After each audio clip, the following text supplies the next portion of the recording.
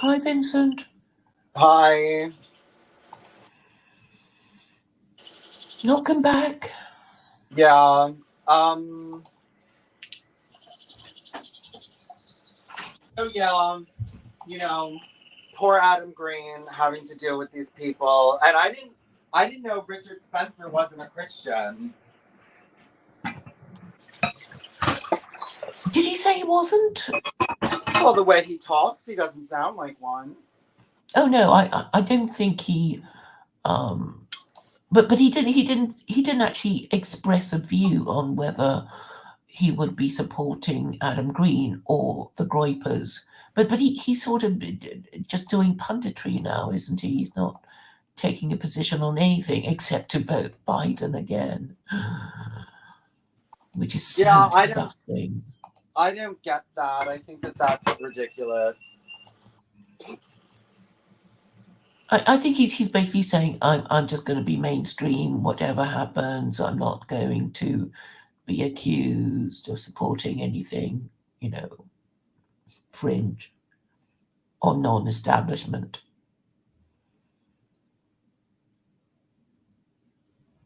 Right. I think that's what's happening. I mean that's why he's basically saying he wants more spending on NATO. He supports a war in Ukraine. He tells people to expect more immigration. So he's basically saying whatever the Biden government is doing, I support, and Trump is not to be supported. So he's not a Trump supporter. And I suppose that's why he is allowed to operate. I mean, he's probably been blackmailed. Like, if you support Trump, we're gonna, kill you with lawfare or whatever. Oh yeah, I mean, talking about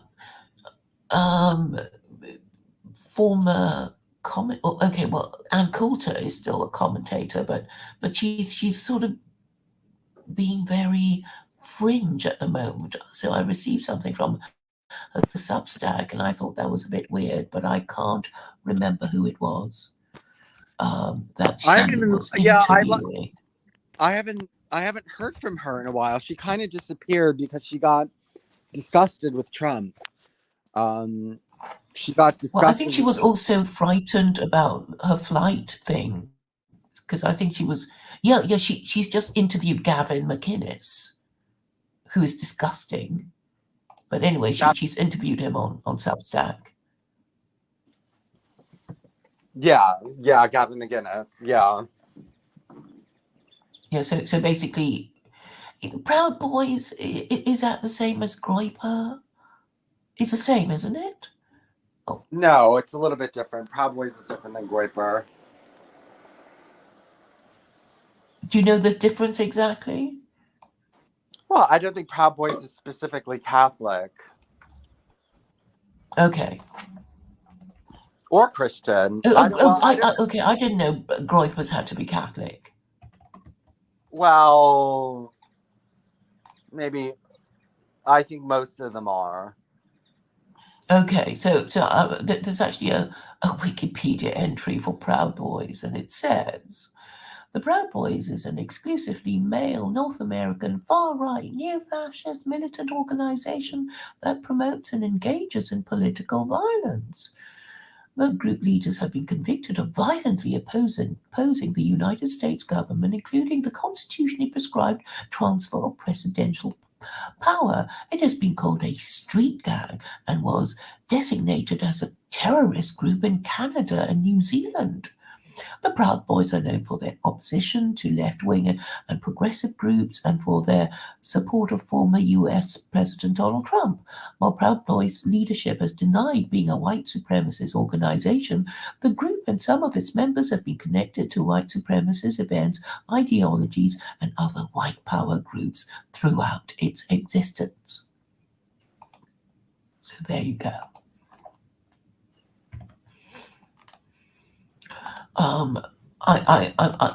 The next thing I'm going to do is hope that there is a Wikipedia entry for Groyper. There is. I was just on it. I was just looking at it. Oh, do you want to read it?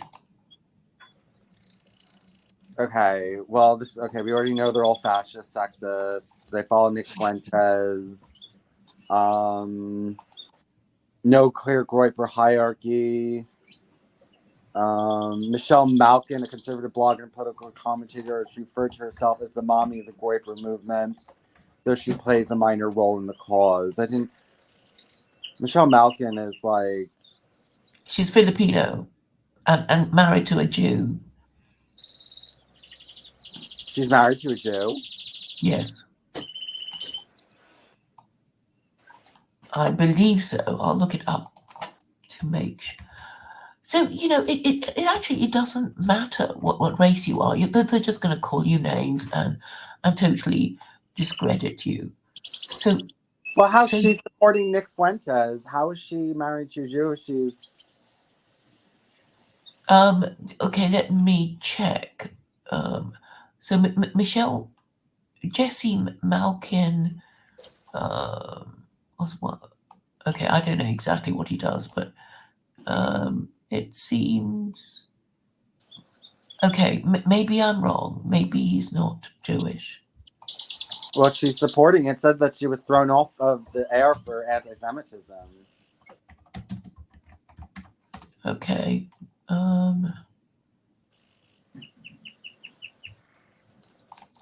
Okay. So, okay, I'm going to Michelle Malkin's Wikipedia entry. So she would be Catholic. So she married Jesse Malkin. Okay, maybe he's not Jewish. My mistake. They married in 1993 and have 2 children. Jesse Malkin worked as a healthcare consultant for Rand Corporation. Jesse is a retired health economist who now works on his wife's speaking engagements and helps her run her business. So they now live in Colorado.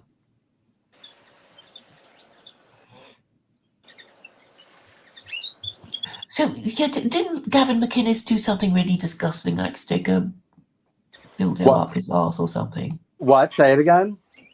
I remember that he did something disgusting, like I don't know, or maybe it was some joke, and I thought it was serious. Okay, so I thought he did something.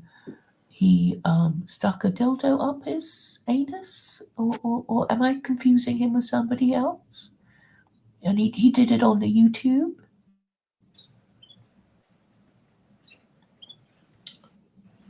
Her husband. Okay, maybe I'm confusing him with somebody else.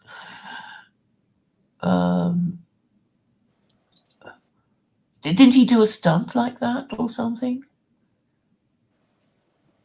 Her husband? No, I'm talking about Gavin McIntyre. When he put the dildo up his ass? So you have heard of it, because I thought for a moment maybe I dreamt it or something. Yes, he did actually do it. Yes, he did. Okay. Well, I mean, look at these people. They're never going to get anywhere.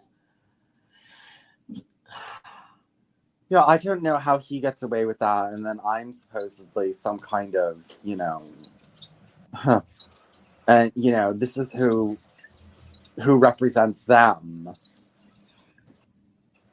Yeah, it's outrageous. So obviously the kind of choosing people on the basis of their personality and principles and how they're likely to, behave.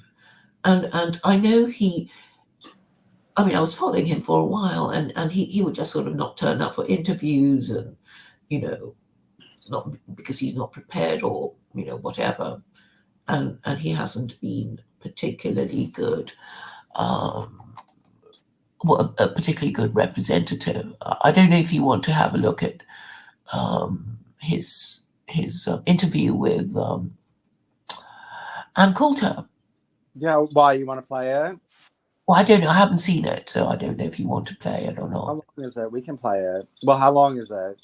Half hour? Let me have a look. I don't know. I'm having a look now. Let me see.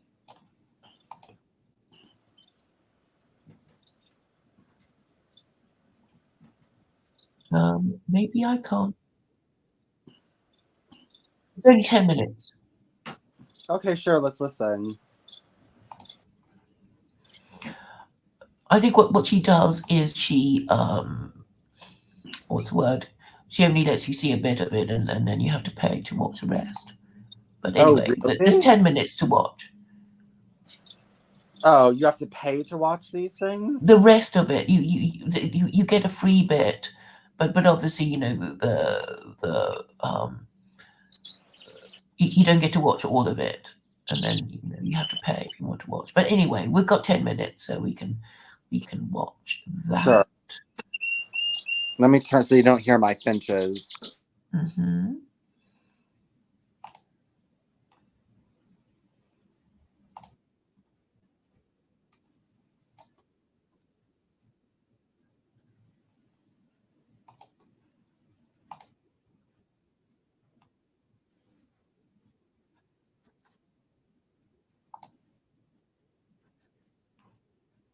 And of course, founder of the magnificent Proud Boys, whom I've been defending for many years since they became the boogeyman of the left. There are, Gavin may correct me if I'm wrong, about 30,000 Proud Boys worldwide.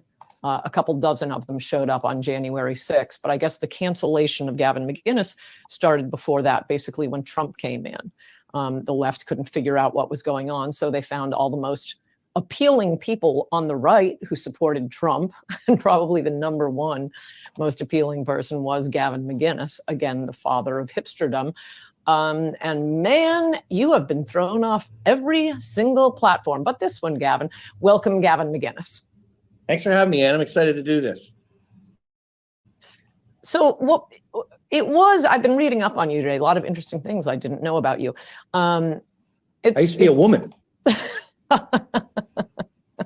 Well, I didn't know that. See right there. I was. Well, just you reading... notice my forearm looks like I'm a World War II survivor, and that was that's because they used a lot of the skin from my forearm to make my phallus. Well, thank you for that, Gavin. You said a lot of wild things. I mean, this business about the racism, sexism, blah, blah, blah, blah. Have these people ever been to a comedy club? You said a lot of the same things. Obviously, punk rockers did also. But as long as you were taking drugs and, you know, having group sex, the New York Times was fine with you. It was only when you said Western civilization is better than other civilizations that suddenly, oh my gosh, it's white supremacy.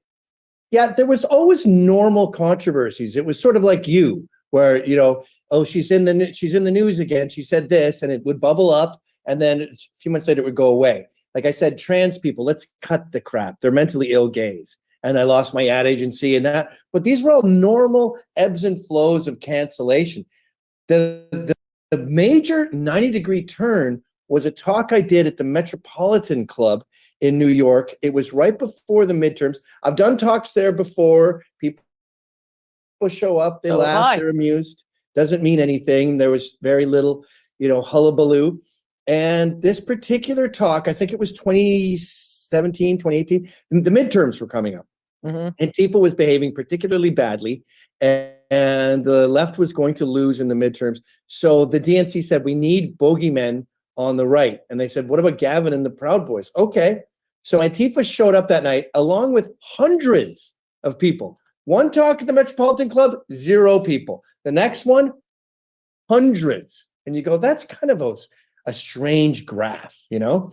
And Antifa beat the crap out of You mean hundreds of protesters? Protesters, yeah. Well, could I interject here? Because I think you're missing a very important part. The night before, this is a beautiful old club on the Upper East Side.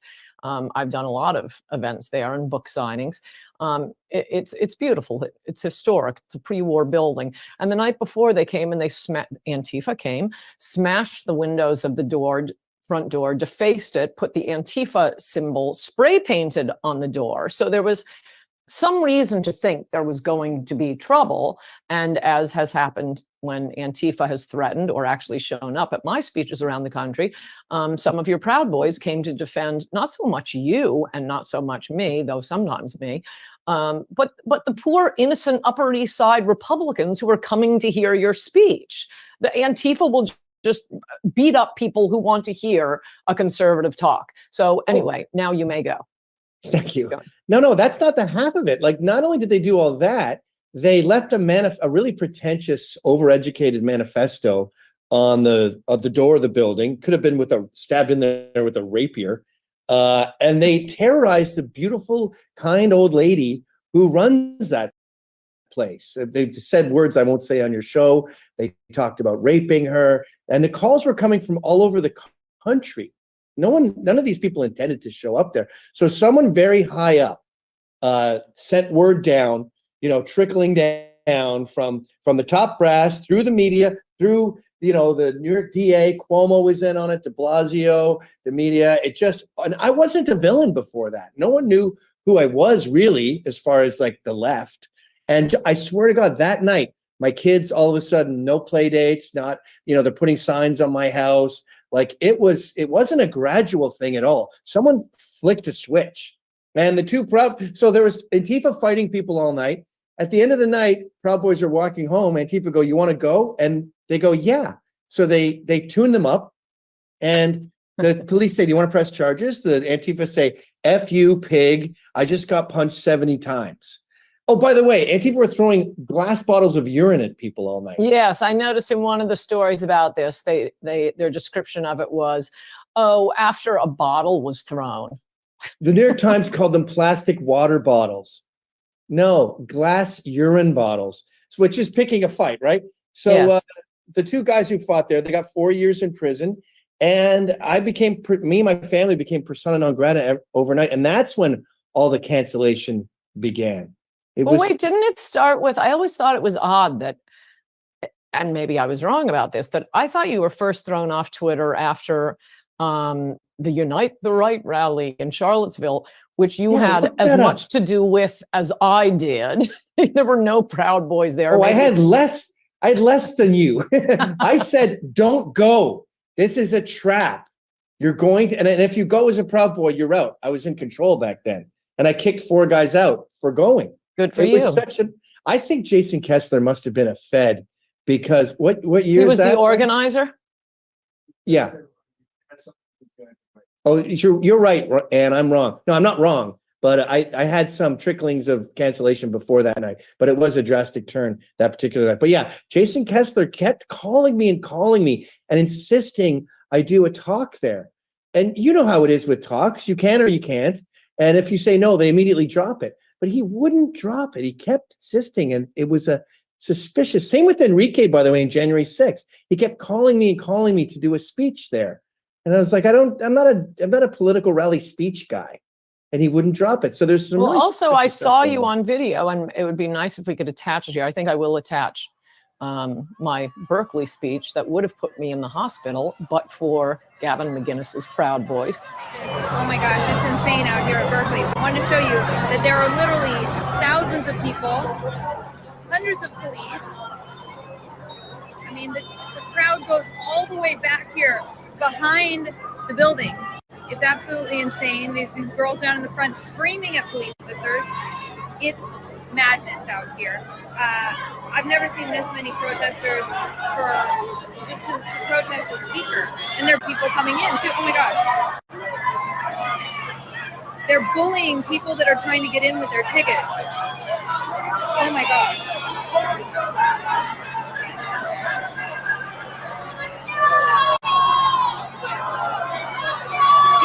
So, update just happened. They attacked a couple people who were trying to come in who have tickets because they basically shut down the entrance to come in. And they stole a guy's wallet, his phone, and his shoes as he was trying to come in. Luckily, he was able to hop that barricade, and the police drew their guns actually and told everyone to back off. Thank you very much, Gavin. But there's you on video. I thought you were talking to Enrique, but you were talking to some Proud Boy, not only telling them do not go to January 6th, but explaining why you don't go to January 6th. And I think that was because when you guys had been in Washington, I don't know, during the inauguration or something that was causing leftists to lose their minds, protest, and beat up innocent people like me, for example, though they never have because of the Proud Boys and other bodyguards I have. And some woman, I think, was being stabbed, and the Proud Boys stepped in to defend her.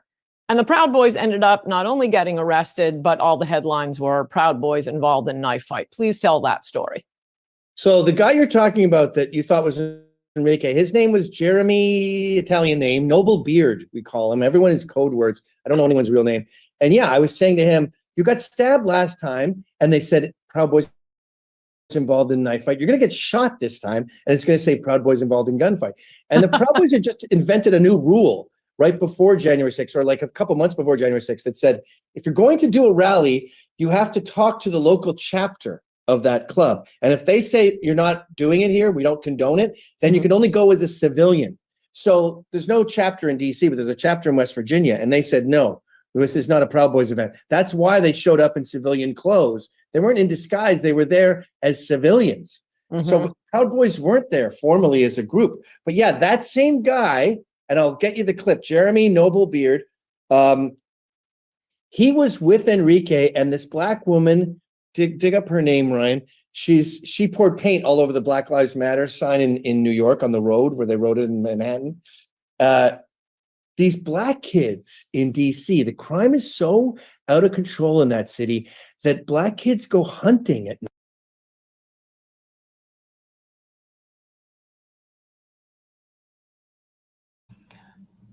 There you go. You need to pay if you want to listen to the rest of it.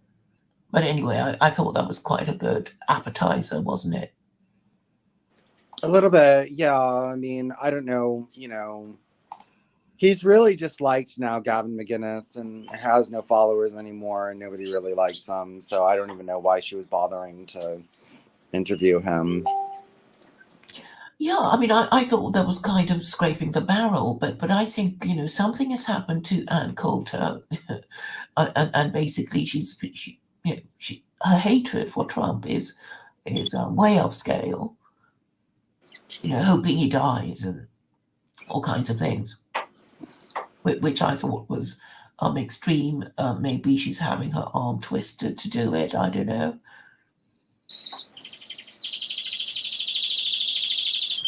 But I don't think all this sort of military organization is necessary if people just talk to one another and said, look, this is our problem. We don't have an official religion, and we can't organize to overthrow the current system because it's like not having it.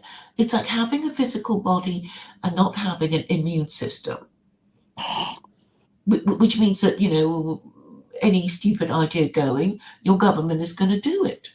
They'll take any bribe. They'll just make a wrong decision and do everything wrong all the time until your country crashes and burns.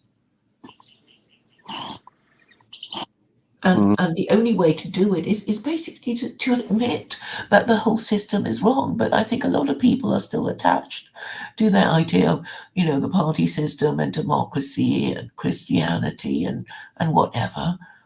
And if they still, hope against hope that everything will be okay, and everything will continue as it used to do, then I guess nothing is going to happen. Unless they admit that there's something terribly wrong. But since nobody is prepared to have that conversation, people, even online, people still prefer the things that they used to talk about, like, it's the Jews, and and argue about things that actually have no bearing on how the problem is going to be solved. I mean, with Carol, I mean, she just can't go beyond, the party system, and to the extent that she used to support secular Quranism, it was just, oh, I have to start a secular Quranist political party, and it's going to win, on that alone. I said, of course not. It's not going to win. It'll just be completely ignored. And so the quickest way is to, say, well, Trump has to talk about it. And I know people will say, oh, but he'll lose the election if he, talks about this crazy thing of yours. But it would at least cause people to either rally around him or talk about it. And at the moment, all we need to do is talk about it, because there's no point doing anything if you don't know why you're doing it. You have to understand the reason why you're doing it. And people are still thinking, oh, everything will be okay, and we can just carry on as before, as long as Trump wins the election. But I'm not going to go out of my way to, help him.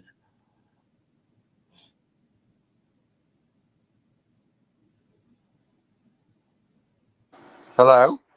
Yes. Well, I don't know if he's going to do all that, if he's going to actually come out and say that. No, of course not. So some pressure has to be put on him. Or, I mean, he might just be playing safe. But have you seen his what's it, Agenda 47? No.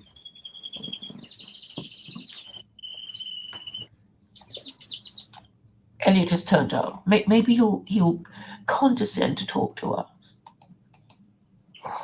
Who's coming to talk to us? Elliot Blatt. Okay.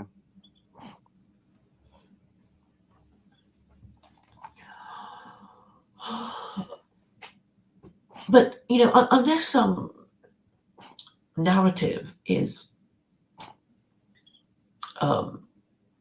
better than the current one, I just don't see how things are going to change. And it's like, I'm really not expecting people to agree. I'm just saying you can discuss a subject, and you can, throw rocks at secular Quranism, or disagree with me that, Western countries need a religion, or whatever. But you can talk about the topic, surely, with somebody I'm not even asking you to address a meeting or anything. It's like, surely you have somebody you can talk about this to, and the answer seems to be no, which I think is revealing in a way. Well, it's a new idea, and people are dumb, and they don't like new things, and they can't even talk about it. No, because, Claire, you always make fun of me for talking about small topics, but if there were more people like me, then maybe secular Quranism would take off. Like people who are interested in something small and new and unique and original and not that big yet and not that powerful yet. Yeah, I wish you'd start a club or something. Well, the thing is that, the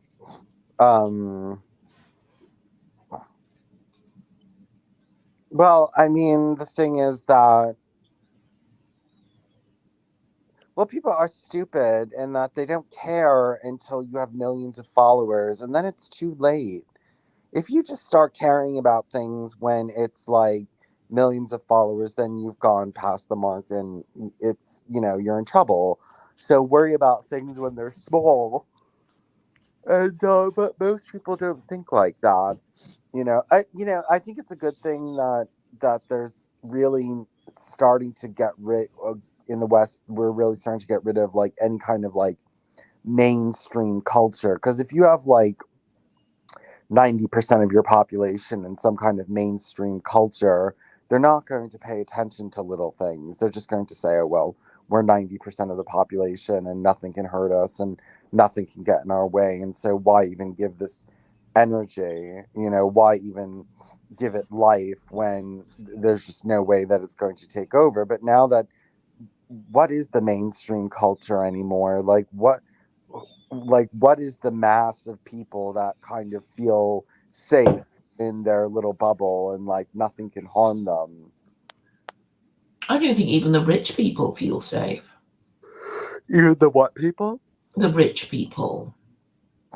No, nobody feels safe these days, because we're too fractured and too divided, and there's too many divided sects, and, the left is huge now, and, all these different kinds of big things. Yeah, I suppose I keep thinking if only the top people would talk to each other, then they can give orders to all the people below. And it's really annoying talking to people in spaces when you just have to wait your turn to talk, and then people interrupt you and accuse you and mock you and abuse you. And everybody has the same experience. So that was why I was thinking of the circle of virtue thing. We can bypass crazy stupid people who just want to swear at you and accuse you, and go to the top, because hierarchy is so important. Because you need it in an army anyway. I mean, if you didn't have a general, then nobody's going to lift a finger to get themselves killed fighting the enemy. And so, it's just actually a very simple problem, but nobody even wants to say that this is a problem. And do you follow, what's his name?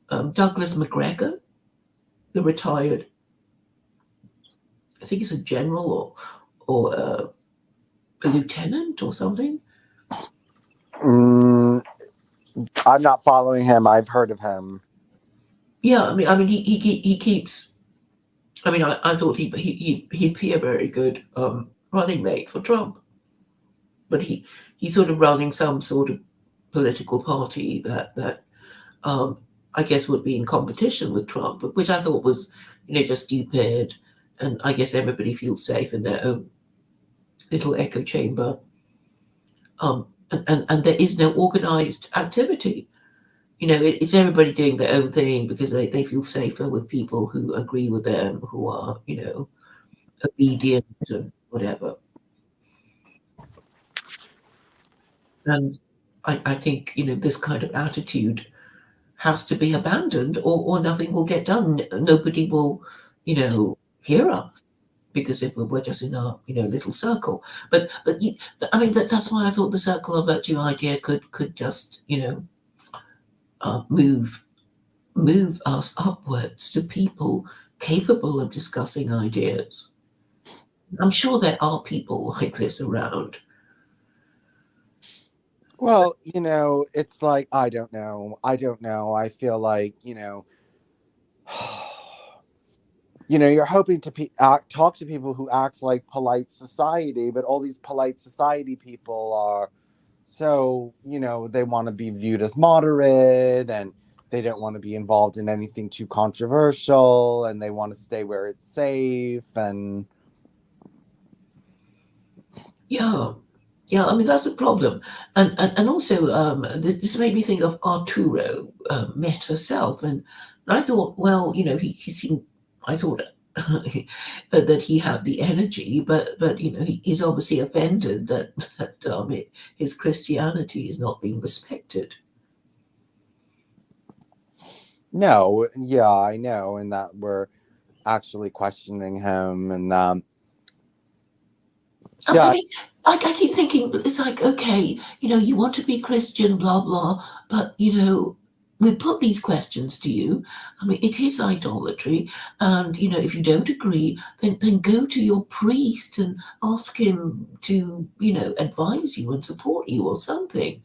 And the thing is, with these Christians, these people who call themselves Christians, if you ask them the next question, which is which church do you go to on Sundays, there will be a resounding silence. And I think that these Christians who think, oh, as long as I believe that Jesus is God in my own room on Sundays, and I don't go to church because I hate the stupid people at church, I will go to heaven. I really think this is what how they think. They don't even go to church, these people claiming to be Christian. I mean, I've met a few of them. I mean, just because I'm a bit, obsessed about, finding out what kind of Christian people are. So I always ask them their denomination. And then he was talking about this thing called antinomianism. Do you remember him talking about that? No. Okay, we can look it up, but I thought it was interesting. Antinomianism.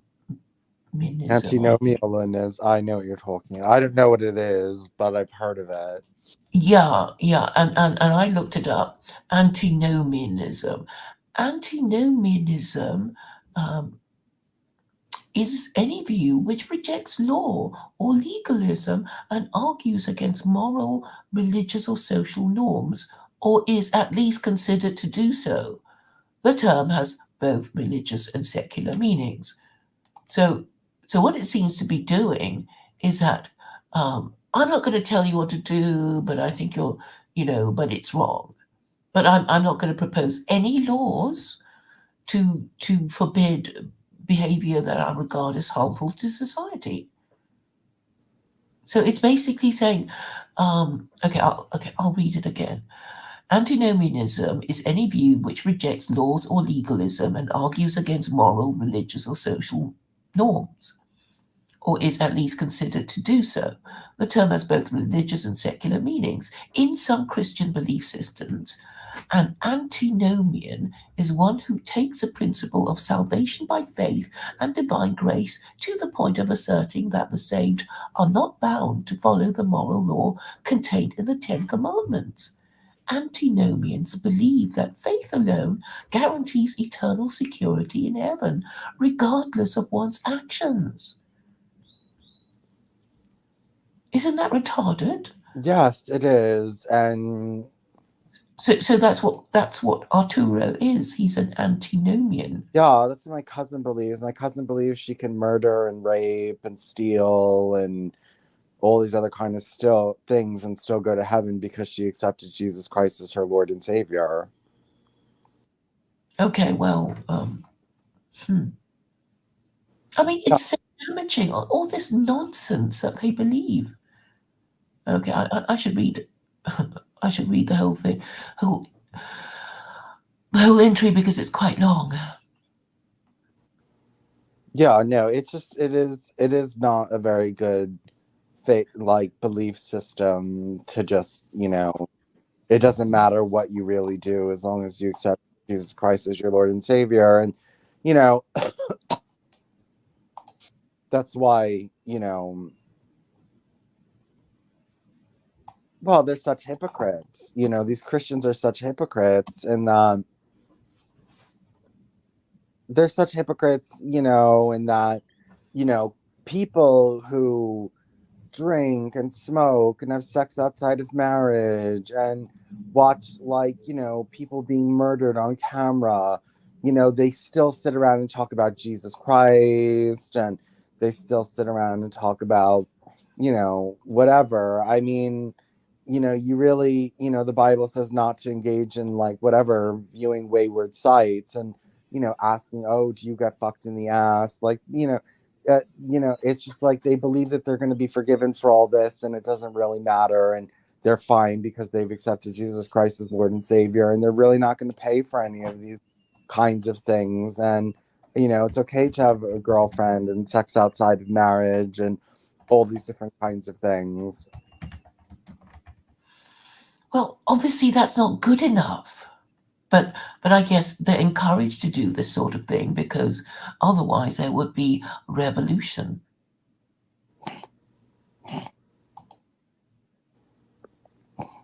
So I mean, this is another nail in the coffin of Christianity, I would say.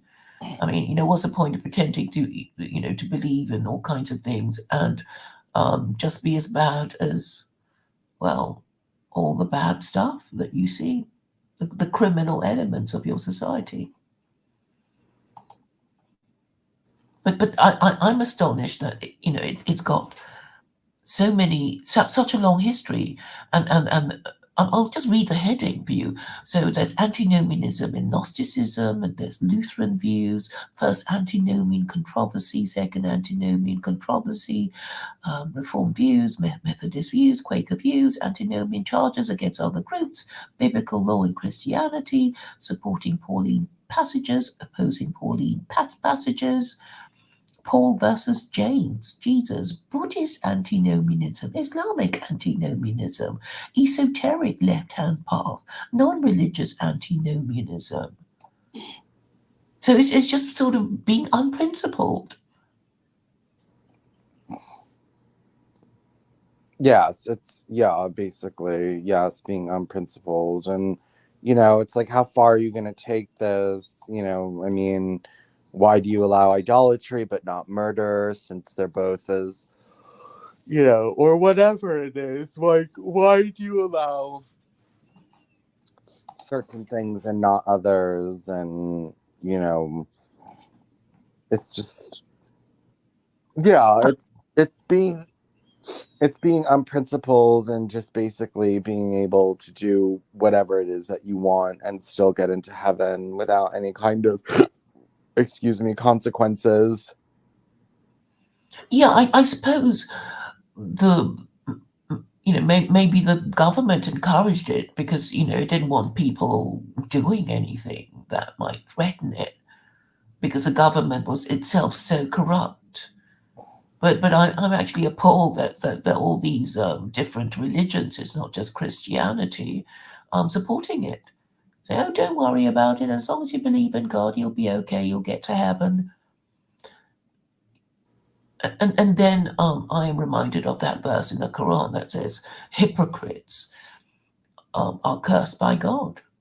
Hypocrites whose final destination is hell are cursed by God. And I thought, well, at least, Muslims won't get away with it if they read their Quran, if they meet any other Muslim who reads a Quran and points it out to them. Because, I mean, with some Muslims that I talk to, they think, oh, I'm definitely going to heaven because I'm Muslim and you're not.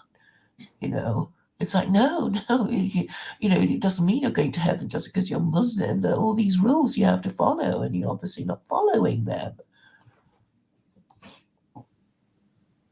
So, okay, that's another reason why I think, the Quran is the best available guide to humanity, because it actually says hypocrites will end up in hell.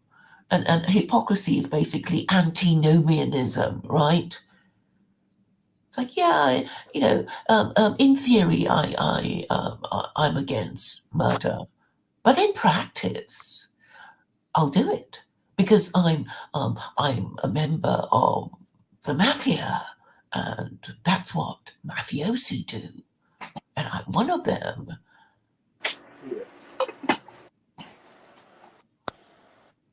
And, and the whole thing about, confession every week, you go and confess your sins. And I thought this was probably the ancient way of making sure that the state knows everything about everybody. So if you're forced to confess your sins every week, obviously your priest is going to know a whole lot about you. Even if you just pretended that you only sinned in a little way. But yeah, I mean, you can see what the purpose of confession, and that's why Islam says no, nobody can give you absolution, nobody can forgive you on somebody else's behalf. You have to be forgiven by God, and you'll only be forgiven if you are genuinely remorseful. You don't just get to murder a bunch of people, and then the priest says, oh, that's fine, you'll go to heaven if you make a donation to the church or something.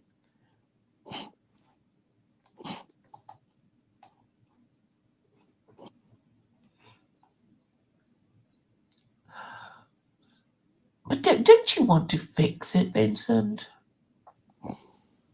I mean, there's just so much wrong with Christianity, and it's so outrageous. The more you look around, there's just more and more wrong stuff and bad stuff.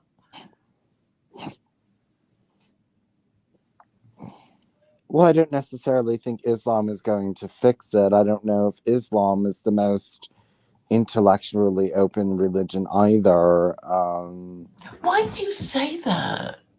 Well, I mean, it's obviously the best available guide to humanity, even if you don't like it. well, I It mean, doesn't let I mean, anybody get away with any you're only crap. like your biggest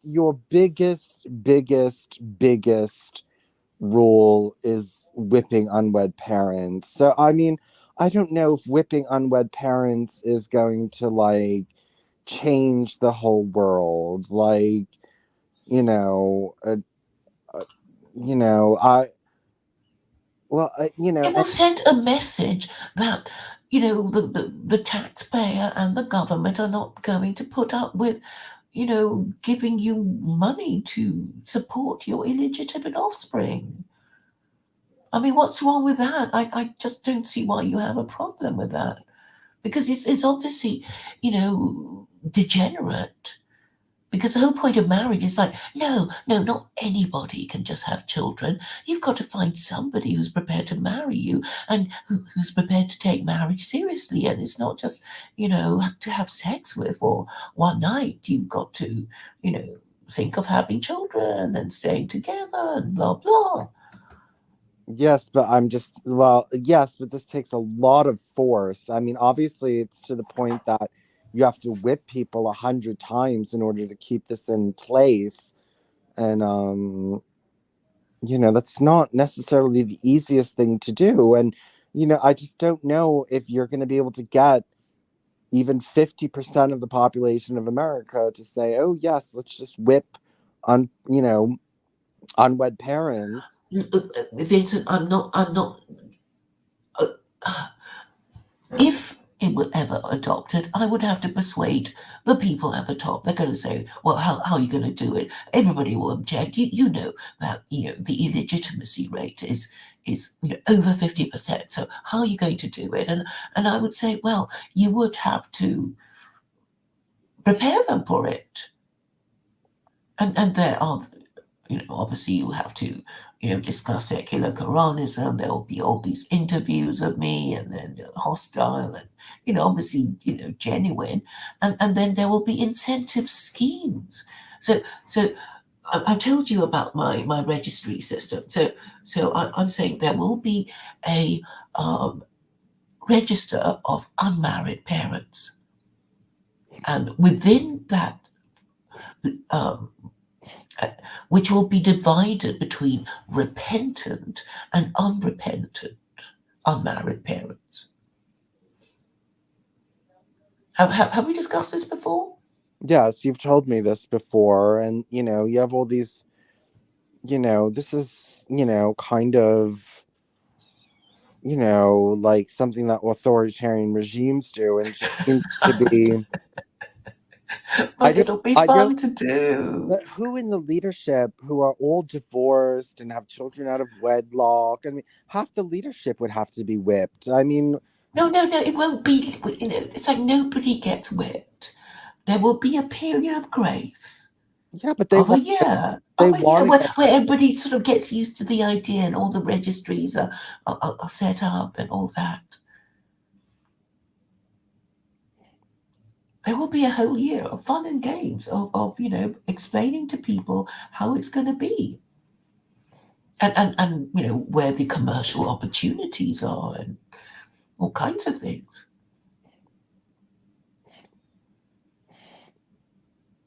So the idea is basically, you're an unmarried parent and you don't want to be the on the unrepentant list, so you apply to be put on the register of repentant married parents, and then your kids go to a better school. What's wrong with that? It's an incentive, isn't it? And then you just say, well, I'm, at the time I, had my illegitimate offspring, nobody told me it was wrong, but, obviously I see the harm of it and I won't do it again. Whatever, something like that. Come on, Vincent. This all seems a little bit like going to take way too much force in order to enforce. I mean, people can just talk about it. I mean, I don't have an army to do all the things that I'm saying has to be done, but it can just be an idea, and people might even like the idea. People who really care about the future of their society, they might care. I mean, obviously, we are kind of pretty degenerate, so, um, there will be radical measures to be undertaken. But it would work. Because I'm saying, well, if I were an on the list of unmarried parents, I would apply to be the list on repentant married parents, and most people would. Because imagine if you were just, the only one, unrepentant unmarried parent, and even that the act of registering to be a repentant unmarried parent is a step in the right direction.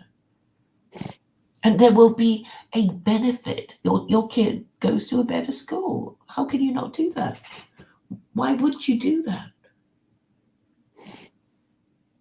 you have to have separate schools for children who are born out of wedlock, and that seems kind of unfair. And I don't see people in the West agreeing to that. That seems like so barbaric, and like why would you punish the child for what the parent did? Well, because look, they're not going to be in a minority. We already know they're in the majority. So, they're not going to feel, oh, I'm the only freak here. It's like, yeah, let's go. It'll be practically mainstream until over time, the numbers become fewer and fewer, and everybody goes to the best kind of school. But but in the meantime, everybody has the same education. Possibly, the children in the B and C schools would need even better children than the really clever children from good homes who maybe. I don't know, but it's just worth discussing. I mean, it affects so many layers of life. Frankly, I wouldn't mind. I mean, okay, I wouldn't mind. If I went unmarried parent and I was given the option of applying to be a repentant unmarried parent, I'd do it. To get my kid into a better school. Why wouldn't I do it?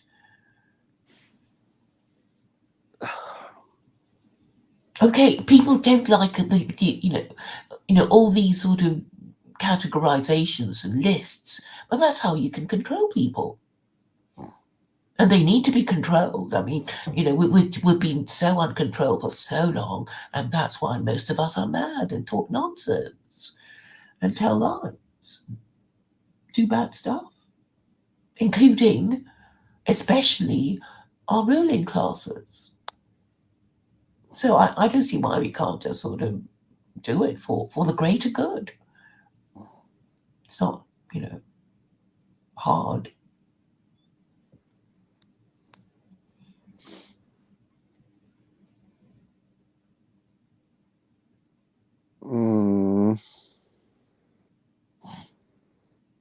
Well, I think you could emerge with great credit.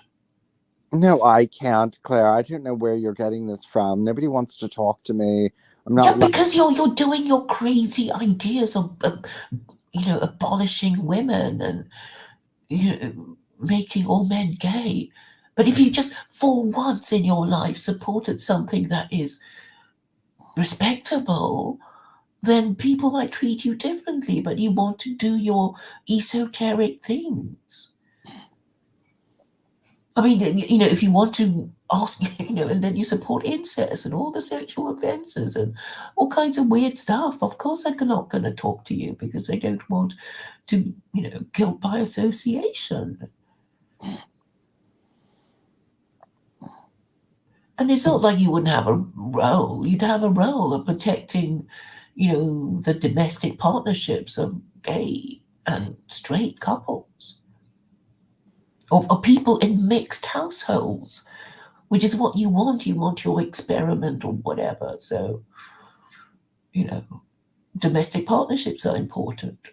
And you've had one. You've had a successful one for 10 years, you say. Longer than that. We've been together 18 years. Well, there you go. So it's not like I'm just giving you the job because you're my, streaming partner. You actually have experience and expertise in this sort of thing. And if but at the moment you just want to do your esoteric things like this Mathilde Ludendorff, who was more anti-Semitic than the Nazis and whatever. I mean, if you supported something respectable, I'm sure the Muslims will just fall over themselves to have you on their show. But I don't want to be on Muslim shows. I don't want anything to do with Islam. Okay, but don't you want to fix the country? Well, not that way. Not okay, well, how are you going to do it then? Well, you just need to, we have it basically. You need some kind of secular legal system that promotes, welfare of, humanity, but you also need to have a kind of religious basis where the idea of eugenic breeding is incorporated into the program of the government. I mean, our only problem in the West, is that liberal white people are not breeding. That's our only problem. You're not breeding because you don't want to be made to do anything you don't want to. And I've explained to you that religion is really about terrorizing people into, well, certainly terrorizing white people into becoming like the Waltons again. And I can just sort of feel their horror at the idea of it. But yes, that's why I'm saying there needs to be a different way, and we need to find a different way, because you don't want people living in horror, and then they'll just rebel, and your whole thing is just more and more whippings to keep everybody in place. No, it's all very gradualist. I've told you of how I would raise white birth rates. People don't want to live like that, so it won't last for very long. Okay, well, they can give it a go and see how they like it. But it can be done. It's not rocket science. It can all be done with existing technology. I think they would rather be dead. I think they would just rather die. Okay, well, why can't we ask them? Why don't we just put the idea to enough of them so they can go, and die, or say, okay, I'll give it a go.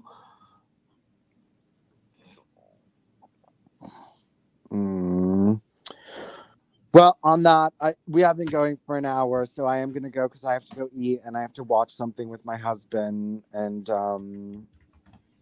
so I'll talk to you soon, okay?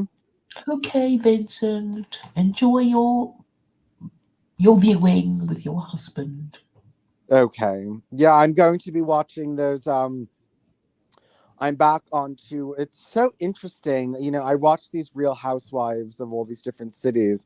But the most interesting one are the Salt Lake City Mormon ones. And, I find it quite, I find it interesting. I don't know why Mormons are becoming so liberal. I don't know. Well, I mean, okay, maybe not really. It's a culture, obviously. Well, they're all excommunicated. It's not like the Mormons. Oh, those are Jack Mormons. Yeah, Jack Mormons. They're all excommunicated and, or left the church. But it's just interesting, it's interesting. I'm surprised that, in Salt Lake City, they have things like,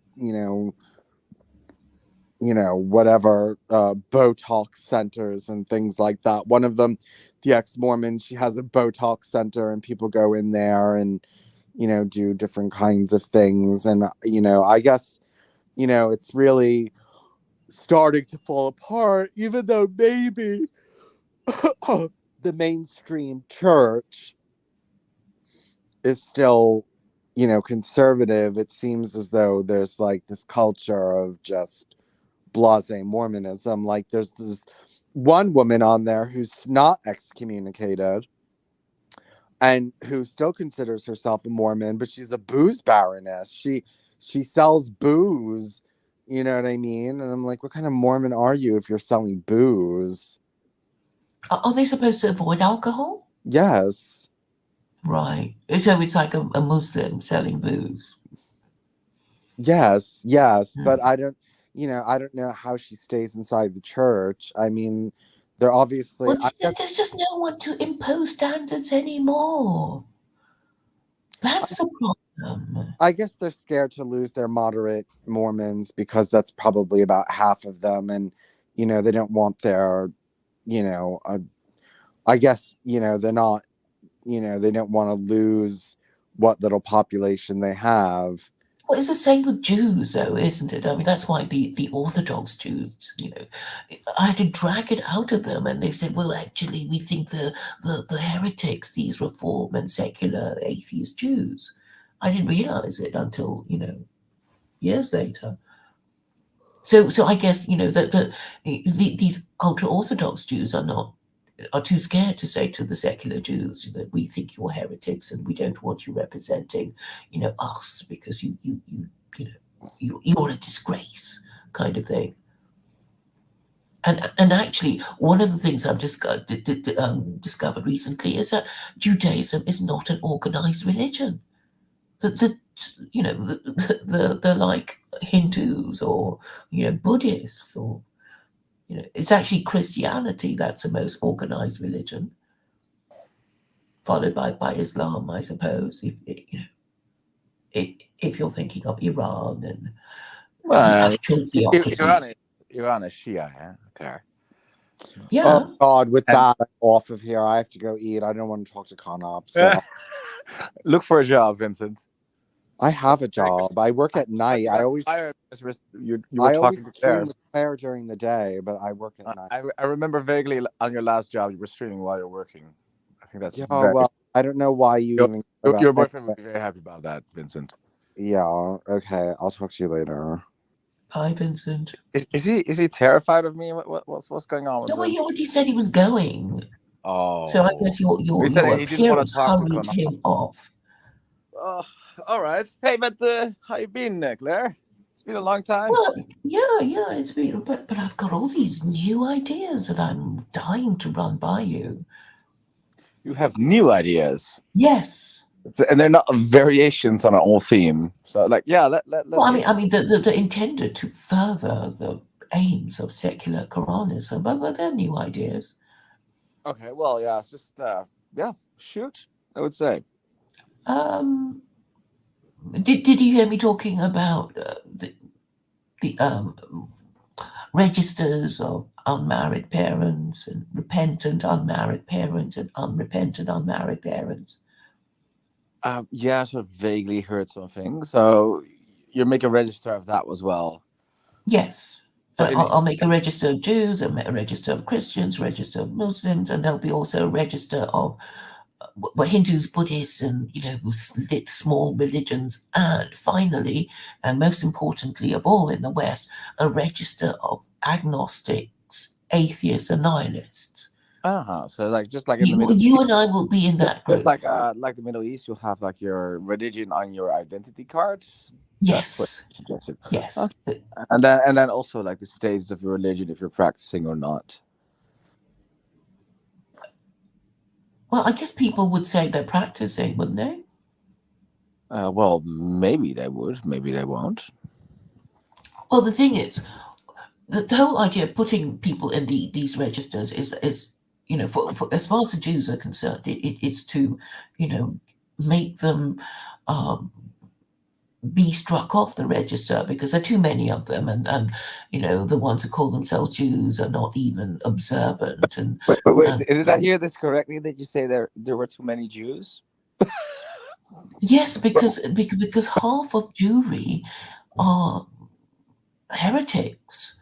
So my rule for being on the register is that You can only be on the register if you're not known to have committed any of the 36 capital offences. Okay, so don't you So think? if you're known to break the Yeah, Sabbath, then you get oh, struck off. yeah, but I think people want to be struck off because I don't think people generally want to be on a register. Usually, in countries where this is enforced, this is like compulsory enforced, and people don't want to be on that register. Okay, but that means you're not proud of your Jewish identity and you don't care. But I'm saying, No, I'm it's not. assuming that Maybe people, if they assume a religious identity, are they, proud of it. they could be very pious, but maybe they think that is not of the state's concern. Okay, well, it will be the because I want to conduct an experiment on all these people on these registers because I want to It all see if sounds to me like a mixture of like the worst elements of Islam and the worst elements of the Chinese totalitarian, how you say no, I that, got the idea of almighty registries from state. the Like church what register, for hours? marriage registry of marriage and You're births and asking to deaths. register a lot of things. So I got it from the West. So No, so so you're don't asking. blame the Chinese for it. No, well, no, you didn't get this from the West. The church Well, register yeah, will well, no, register you births and did get it. marriages and deaths. Okay, yes, but nobody wants. Well, not anybody really wants to be on there now, do they? Well, they want to be counted as citizens. So Imagine if there's if you no don't, record of you anywhere. It's like, who are you? You don't even belong here. You're not as, we have no record of your existence, Conops. Would you like that?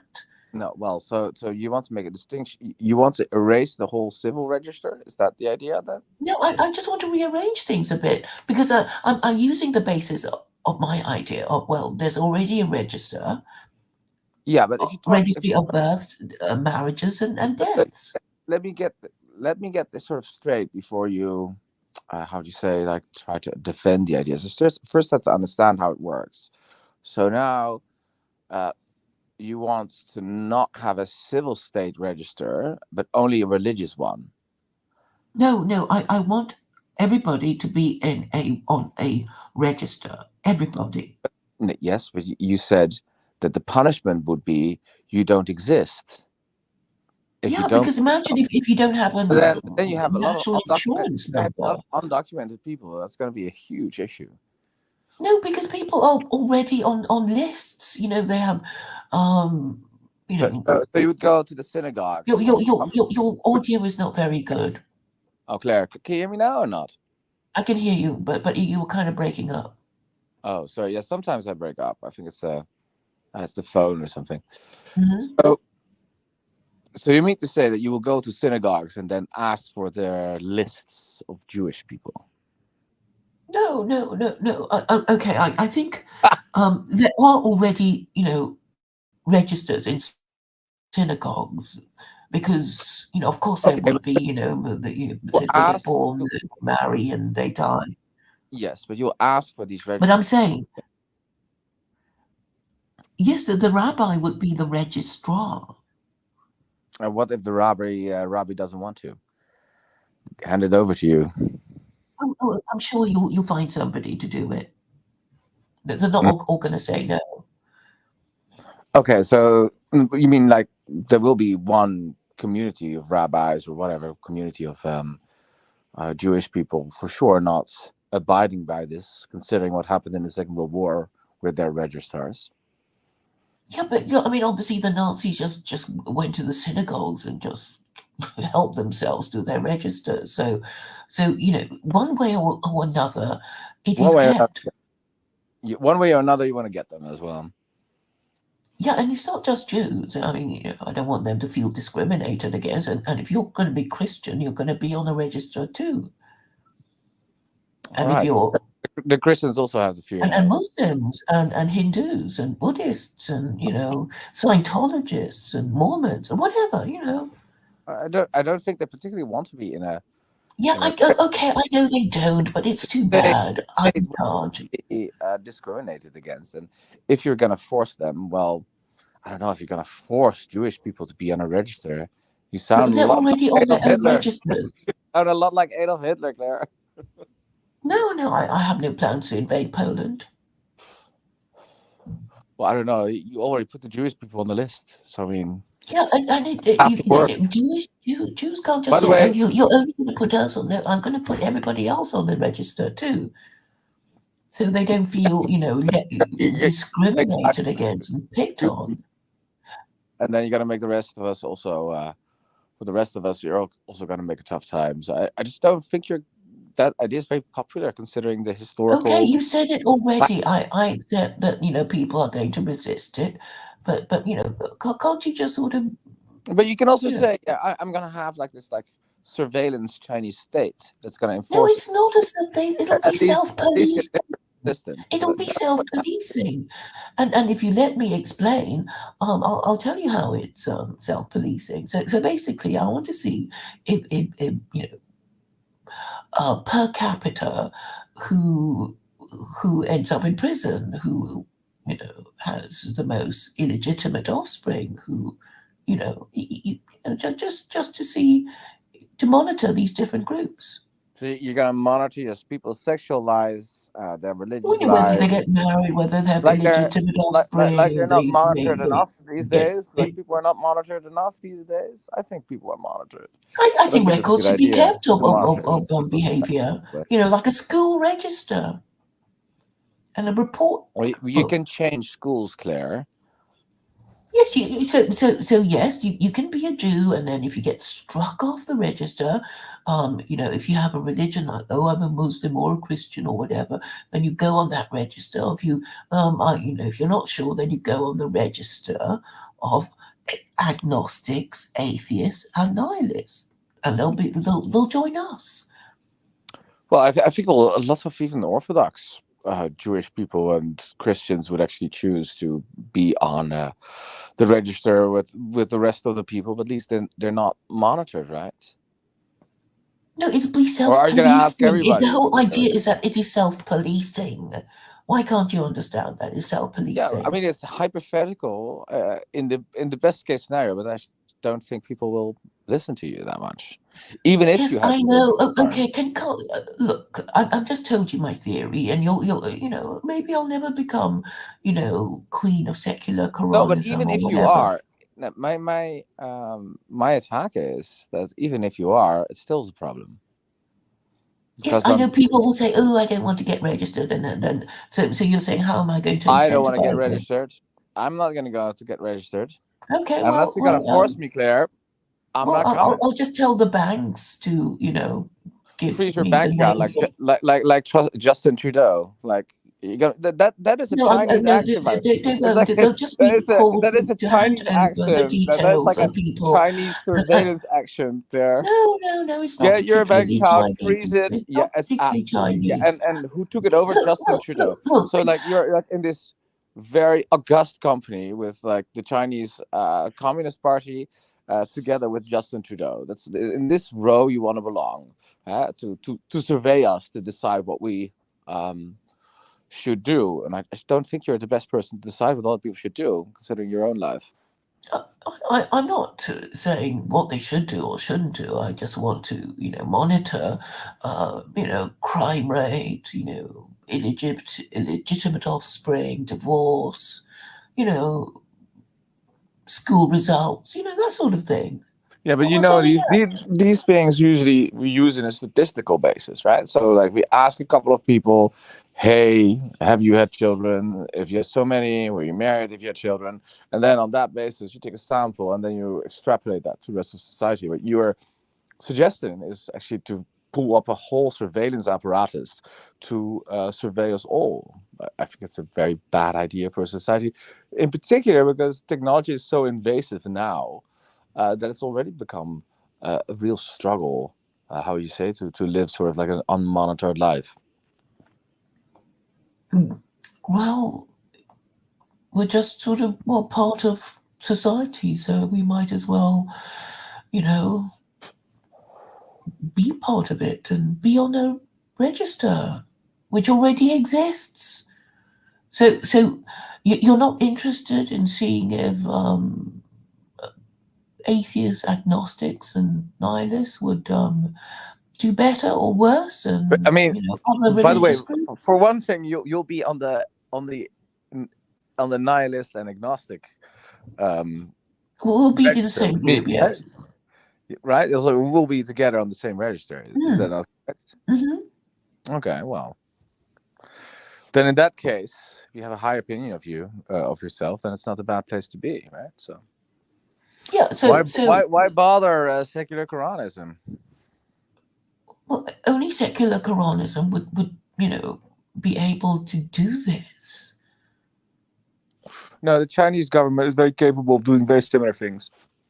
Well, the Chinese government is a one-party state, and I do say that secular Quranism would be a one-party theocracy. How did that end up, Mao? They're doing fine. They're doing better. Are they doing better? I would say so. Are they happy, having happy lives? I mean, are they not Oh gosh, how would I know? committing suicide because they're overworking themselves? Well, I think Monitored, suicide in the West is also a problem. When the Wuhan virus maybe escaped the lab or whatever, when that whole crisis was going on, the people who wanted to blow the whistle, they were dealt with, We never heard from them again. I think Chinese people feel better governed, and so do Russians. Feel better governed than we do. The very over fair here. elections where how much did it get? 87%. That's good. Can you really isn't believe it? It's like Saddam That's Hussein good, getting isn't it? 99. That's great. Yeah, 99%. I mean, that is not real. I mean, I'm sure the Russians are thinking, "Wow, thank God we're not like those lot in Western Europe." And then opposition leaders like Navalny, you also a murder with like poisons or anthrax or whatever they do, whatever they use Russian secret state. I mean, like that's how you get rid of a position. That's how you got 87, because everybody's so fucking fearful. Well, I guess you need to think that you're better off than the Russians. Well, we are. The Russians have terrible. Okay. I don't really want to argue about the Russians with you. I want to talk a bit more about my register of agnostics, atheists, and narcissists. Can we talk about that? And you can object to it once you understand it. Yeah, but it's not exactly how it works. But actually, the only thing you're contradicting yourselves, because I don't know if there's any civil register at all. If you don't decide to register, what's going to happen? Are you going to monitor that as well? I'm sorry, if people don't want to register, well, I guess, they'll be deprived of this, I don't know, whatever they might be deprived civil rights. Yeah. What will they be deprived? Bank accounts, civil rights? But then I'm talking about your register. Then I'm talking that your idea is as scary as no, it's nothing as scary as what's happening now. State, but don't you want to know the purpose of these? I know what would happen, and what would happen to you and me under this register of agnostics, atheists, and nihilists? Don't you want to know? Am I curious? Really curious? Not really, actually. Sorry, I'm not very curious. Okay, so you're just going to say it'll never happen and repeat yourself ad nauseum. No. I didn't say.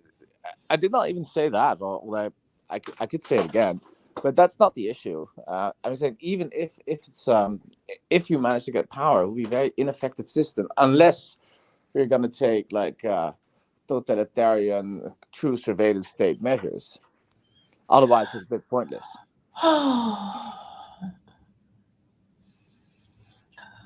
So this social experiment is intended to see which group is the group that is most enjoying of human flourishing.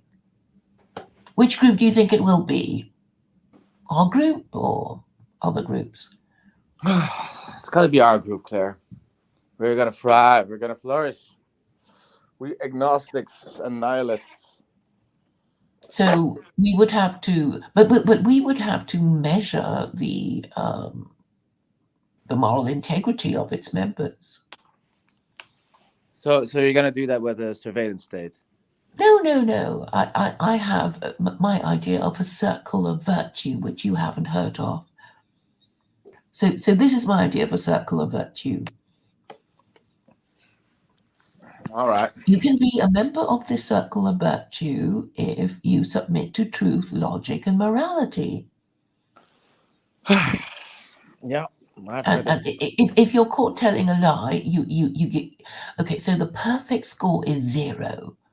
The perfect score, you know, you haven't told a lie. You're not guilty of any unsound arguments or Whoa. illogical arguments. Wait 1 minute. I don't understand.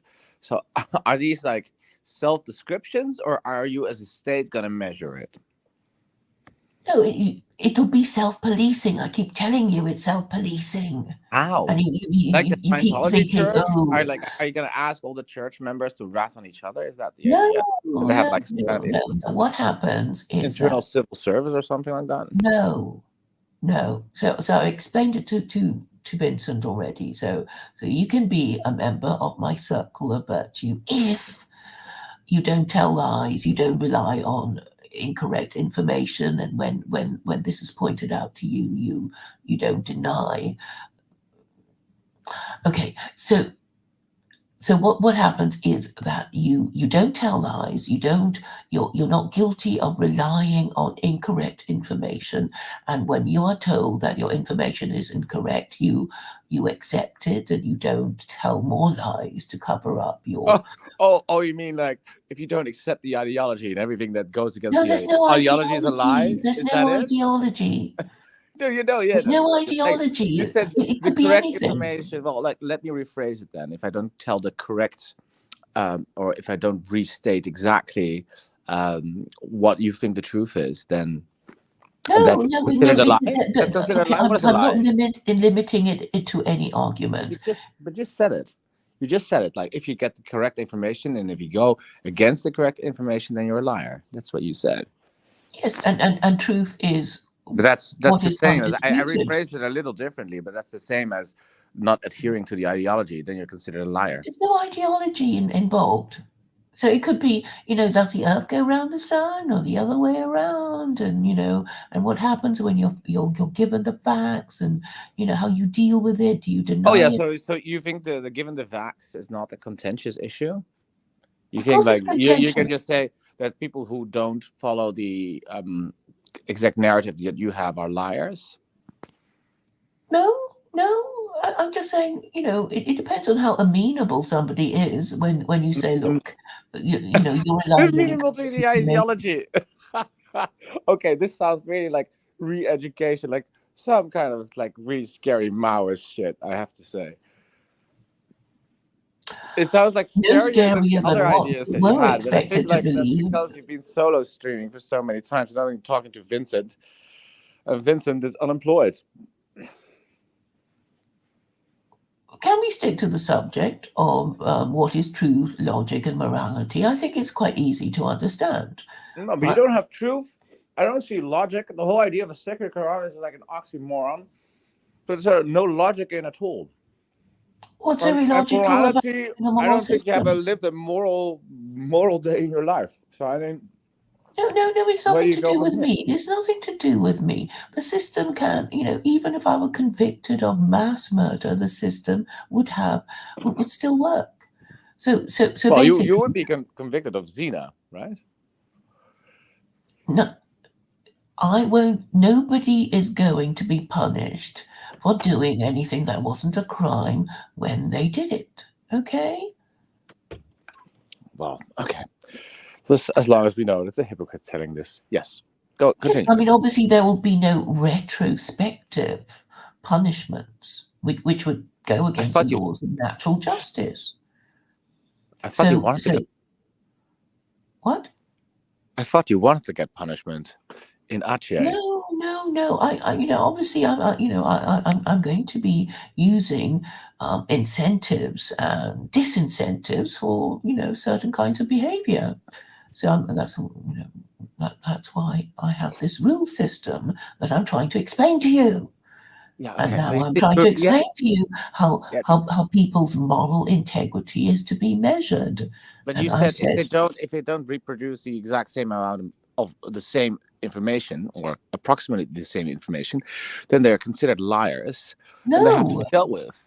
That's what you said. No.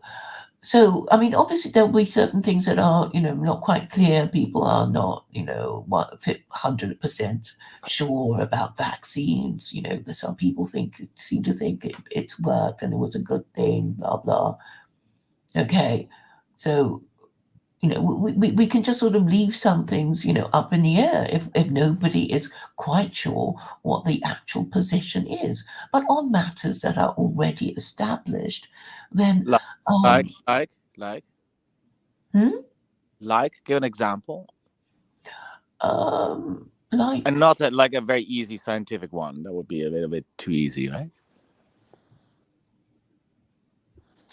so let's say secular Quranism. So I'm going to be saying the Quran is the best available guide to humanity, and I guess you're going to say no, no, no. Yeah. You're going to say no. Do I have to be dealt with now? Am I now No, considered? no, not at all. So then I'll have to ask you. Well, you don't not. You obviously don't agree. So what do you think would be the best available guide to humanity? Secular humanism. Okay, is there a book that you can show us? There are many books. Okay, so but any particular author whose rules you think people like you can unanimously agree on? It's not something people unanimously agree on. Some people work out, but the Okay, Quran. but people also you're don't not interested in a unanimously agree rule on it. system. You think people unanimously agree on the interpretation of Islamic law? That's why there are all these different schools of jurisprudence. Come on. Yeah. But I'm saying even Islamophobes won't be able to come up with a better guide to humanity than the Quran, however much they hate it. So It's you're one going to of say the wor- it's secular one of humanism, but the you worst won't out be there. able to give me a It's proper really book one of the or a worst out proper there. author, You say and one of the it'll just be really, rubbish. really one of the worst. I mean, admittedly, maybe the Aztecs were worse, but I mean, yeah, But they didn't have a book. or the I mean, old Israelites. you could say a whole bunch of things like the Bible. You could do that. I mean, I guess a Jew would say, "Oh, we think the Torah is better." Yeah, which is also ridiculous. These are ridiculous. They're old. Okay, or you can say Mein Kampf Old or book. the Communist Manifesto. I Yeah. mean, That's something you would like. Some kind of mixture between Mein Kampf and Islam.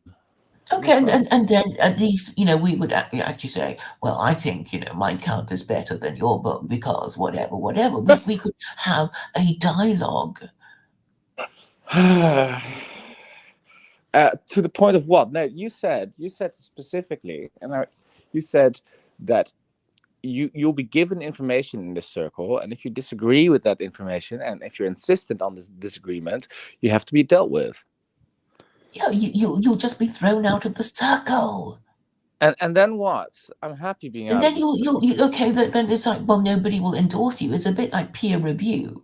It's like nobody will have you in their circle because they know that you are intellectually dishonest and you want to troll them and insult them, and you won't actually admit the truth when it is the truth because you just want to insult them.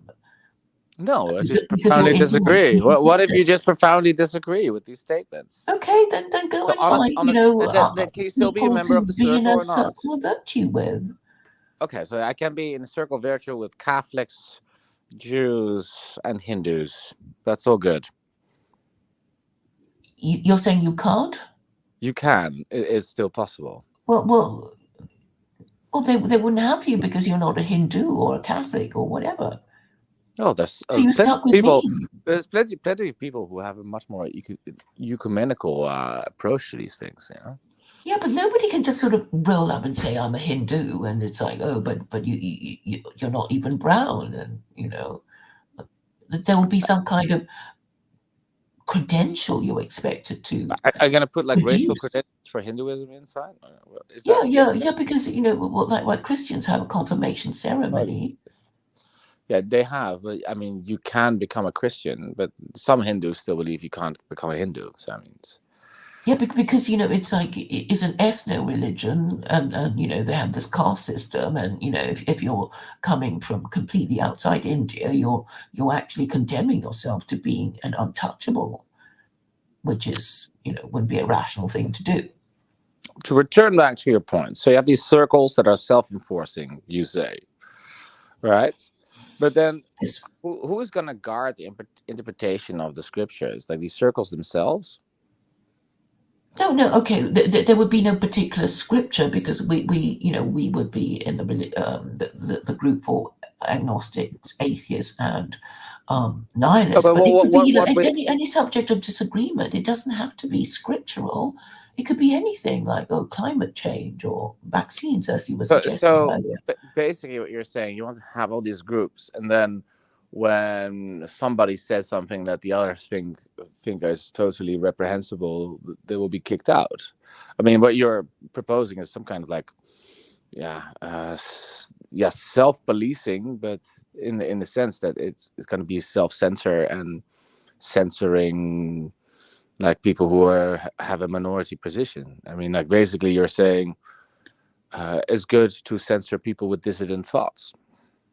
No, not at all. I mean, the whole idea is to make people use facts and arguments to get their way, instead of saying, "Oh, we hate it, we don't like you, you can't make us, you're rubbish." I thought that would be a more rational way of resolving issues. These groups, and I don't know how you want to form them, and if they want to be formed, there's also another question. I mean, it's all like hypothetical. I think you've been talking to one person too much. And I'm talking to you totally now. Isolating yourself too much, Claire. No, actually, I've been on Spaces. Do you ever go on Spaces, Twitter Spaces? No, I don't. Well, you'll find more educated people, and also, well, speech is freer. I recommend it. Spaces. Are you now also on Rumble or something like this? Because now you have, I think, consistently. I don't know. I haven't looked at the chats, but I think you have like consistently like 1 or 2 viewers on this channel. Is that correct? Well, you used to have 60. I'm not here very, very often, and no, but you used to have 60. I never had 60. I think I might have had something like that when when there was something going on. When Luke on. Ford imploded, you had 60 people watching almost every night.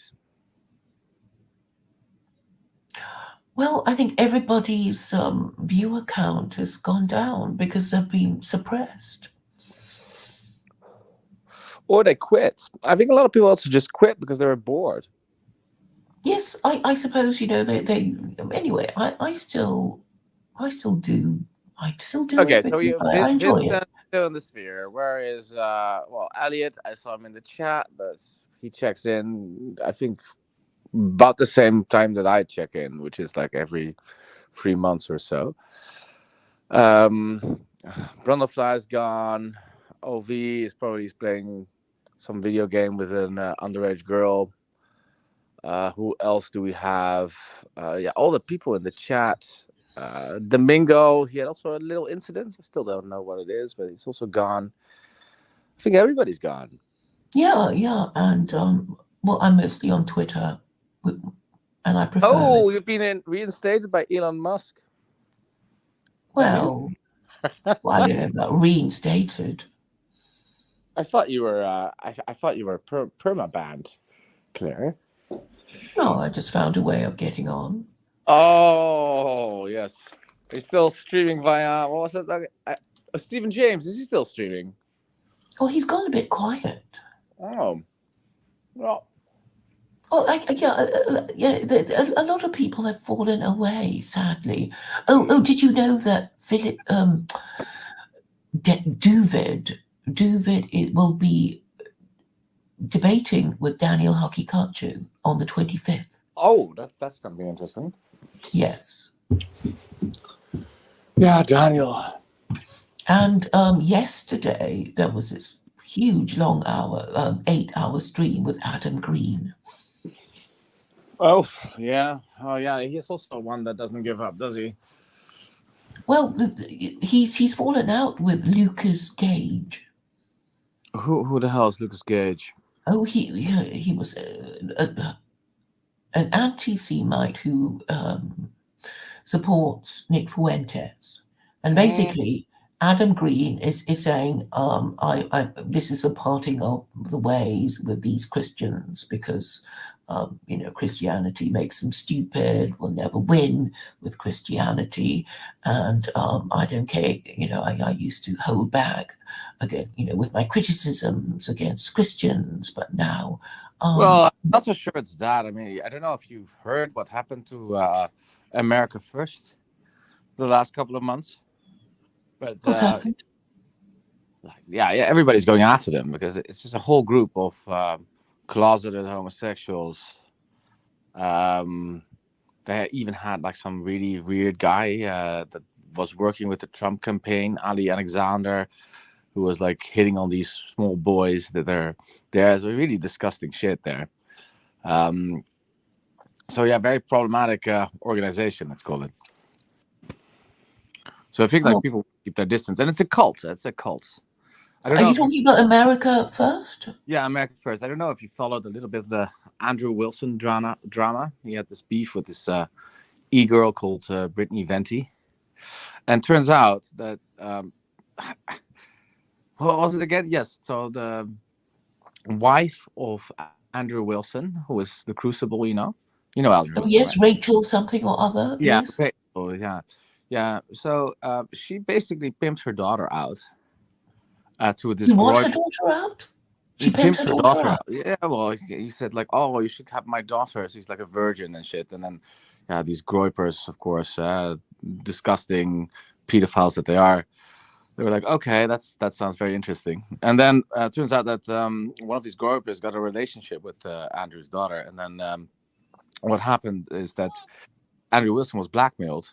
If you appear on this stream, I will distribute her nude photos. So it's kind of creepy people, man. So I don't think it's like they're sort of like Christianity that's a issue.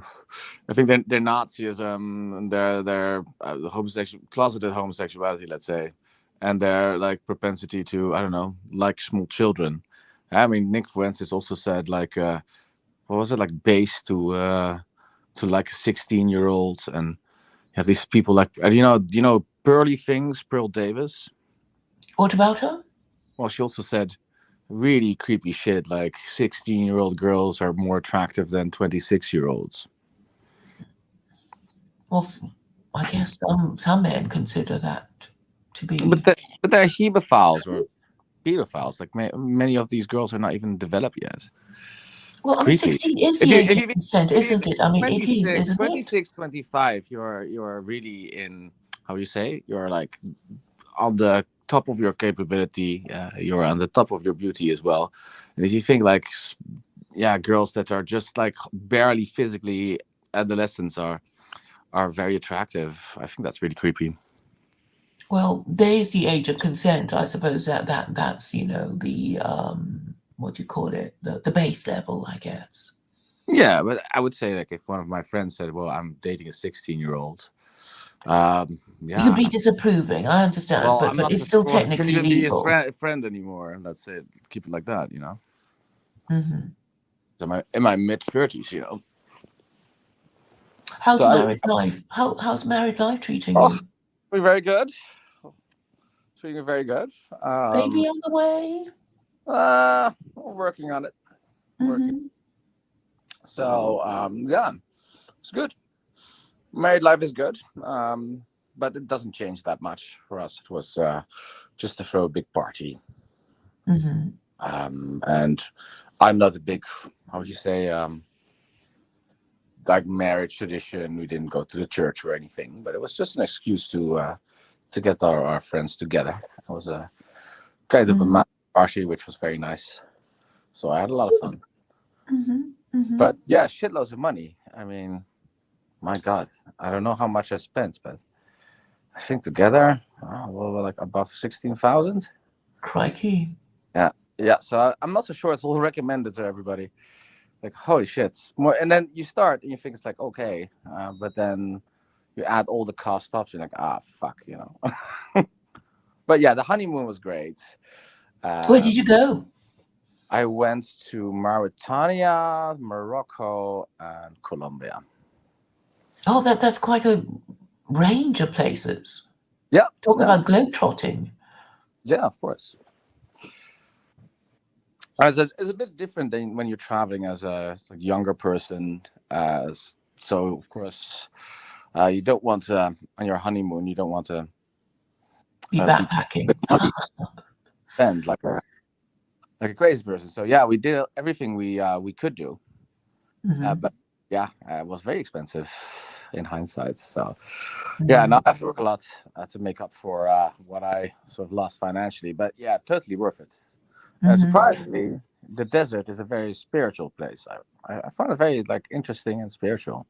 Even though I'm So not. you went to what, the Gobi Desert? No, I don't think it's just it's the Sahara. You went to the Sahara. So you crossed the Sahara on a camel? No, I didn't go. Well, I went once or twice on a camel, but you have these 4x4 Toyotas, you know, Oh, right. like the ISIS trucks. Mhm. Yeah, and I have to say they're like really decent trucks, man. Like uh, yeah, it's fantastic to go over the sand, and it was a trip for 14 days. The dune buggies, or is that what they're called? Well, yeah, they have a difficulties going over some dunes, so you have to go sometimes a little bit on the side of the dunes, so you're not going to go all the way over them, because then you get, even with a 4x4, you get stuck. But yeah, it's a magical place, like camping outside all the time, and looking at the stars. And the desert is like very diverse and interesting. And I went to one of the places with like the oldest Islamic libraries. So that was really interesting as well. Libraries, you say? Yeah, libraries. So they have like works of tafsir or works of hadith that are from the 10th century, sometimes 11th century. Wow. Yeah. And so I'm trying to remember. You said you went to Mauritania, Morocco, and Colombia in South America. Yeah. Tell us about Colombia. Oh, Colombia was fantastic.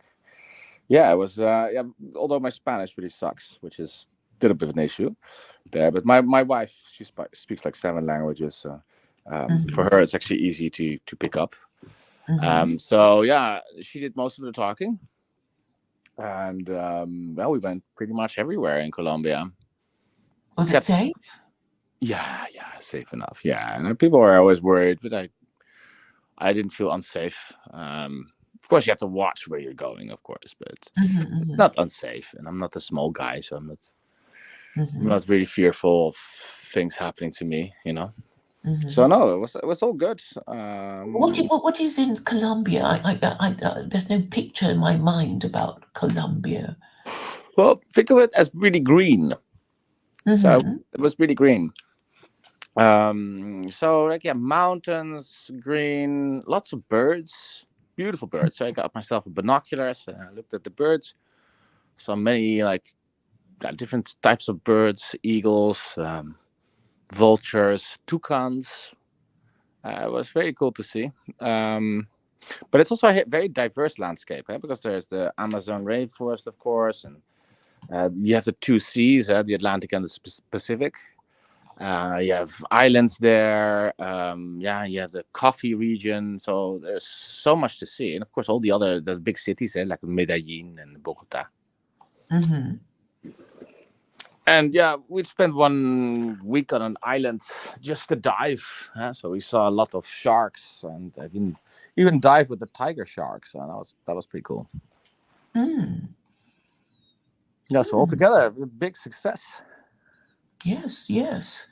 And are there pyramids and stuff like that in Colombia? Yeah, there is a trail, the Lost City Trail, but we decided not to do it just because I don't want to walk for 4 days in a bush. Just not my thing. I'm on holiday, My wife wanted to do it, but I said no, thank you. It's not my style. It's, yeah, I don't know. I don't do that for pleasure. So I'd rather go diving or bird watching or whatever. So it wasn't. I mean, if they could take me with a jeep, I would have gone to like the Lost City. But no, I don't want to walk. I don't want to walk that long. And also, of course, like in the jungle, there's not much to see, right? You can't. There's no views. You can't see very far ahead. So we thought, nah, probably not the best idea. And there's so many other alternatives, so many cool places that you can go and can chill. But we were like every day on the road, usually every day in a different place. For that 1 week at the island, where we just wanted to chill. And how was Bogota? Bogota was big. It's like 8 million people. Interesting, mountainous, very friendly. Medellin was also very special. Yeah, I thought that was really cool cities. Lots to do, lots of good places to drink. But yeah, we didn't go out much because you're tired after the day. You maybe be able to take till 12 and then you want to sleep. Yes. And what was the other city you said you visited? Medellin, that's of course the place from Pablo Escobar, you know. Oh, yeah, it rings a bell, but I'm not sure what that is. Well, it was the city that was in the 1990s the most dangerous city in the world, and now Oh, it's the gangsters. Yeah. So Pablo Escobar was there, and he had to fight with the Cali cartel, and people were blown up everywhere. Yeah, and of course you had also an insurgency, communist insurgency for till the 1990s. It was really strong. And it was the FARC. I don't know if you ever heard of the FARC. Vaguely. Is it some secret society gang? No, well, they were. It was just a communist group that sort of didn't get the message that communism was a bit on its way out, and started to retreat in the jungle. And for a long time, the Colombian government didn't have any sovereign, control over its territory, because the south of the country was controlled by FARC. Okay. It's massively interesting. Yes, it sounds lovely. Oh. So, how are things in Holland? I mean, I hear things about your farmers, and do you want to tell us what it's all about? Well, I mean, the farmers' protests have been going on for quite some time, right? So, because the European Union had declared that there was too much nitrogen in the soil in Europe, and then all the European governments had to do different measures to reduce that. Well, our government decided to have like a huge plan to expropriate the farmers. And of course, they didn't like that very much, so there were huge revolts. Yeah, it doesn't seem worthwhile upsetting people for such a little thing, but I guess they did it because they could. Yeah, but now they're backtracking a little bit, also the European Union, because I think the European Union sees the danger of going too quickly with like the greening of the continent, let's say, because of course it's going to have financial burdens on farmers that are almost impossible to bear, and they're afraid of all these reactive movements. So you see this movement to the right in Europe everywhere, and as you know, we had elections in the Netherlands as well. Geert Wilders had the most seats of any party by a stretch, by really far. And if there will be new elections again, the polls say that we will have 52 seats out of the 150 that we have in our parliament. So, yeah, that also really asks sort of the political elite to readjust. Yes. So you haven't seen any changes in things since Wilders came to power, into office? No, because you can't form a government yet, because the other parties are, and I would say rightly so, rather reluctant to work with him. Bear in mind, this is a guy that still has on like YouTube videos of his party platform it'll say these videos like Muhammad was a terrorist, a mass murderer, and a pedophile.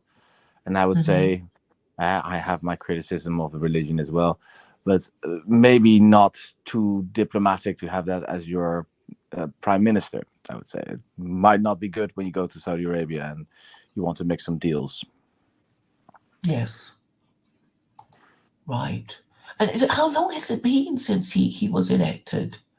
Well, it's been a couple of months now.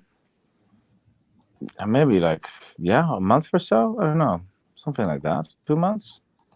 Right. I thought it sort of feels like 4 months or 5. Yeah, maybe it's even more, like they tried to form a coalition, but one of the parties I voted for says, no, we don't really want to work together. Maybe it's not a good idea, but maybe they're going to try again. But I think the distance is pretty big. So Wilders wants has some really radical plans with his sort of like way of viewing the world. So he doesn't really believe in freedom of religion.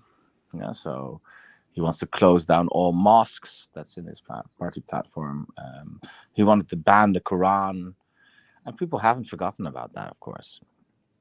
But he's got to he must be walking back on all that, or not? Well, yeah, he is, but that's only, he says, I want to put my ideas in the fridge. But of course, what you can take in the fridge, you could always, or what you put in the fridge, you can also take out, right? Take it out, yes. And I just think the guy has been too much to really radically change his views. He might like be an opportunist and say, well, these ideas I'm not going to really abide by for now. But if he really fundamentally changed his outlook, I doubt it. So that makes it, of course, very, very polarizing figure. You have to compare him with Donald Trump. Donald Trump looks like a choir boy compared to him. So are Muslims feeling threatened and, with him? No, I don't think so, actually. Not that much. No, interesting enough, I think they're not. I just think they have faith in the Dutch system, that it's because it's a coalition government, that he has to work with other parties, and the other parties won't accept certain measures. I didn't see like the whole panic like you had in the United States about Donald Trump. That's not really going on. Of course, there are like some left-wing people are really unhappy about it.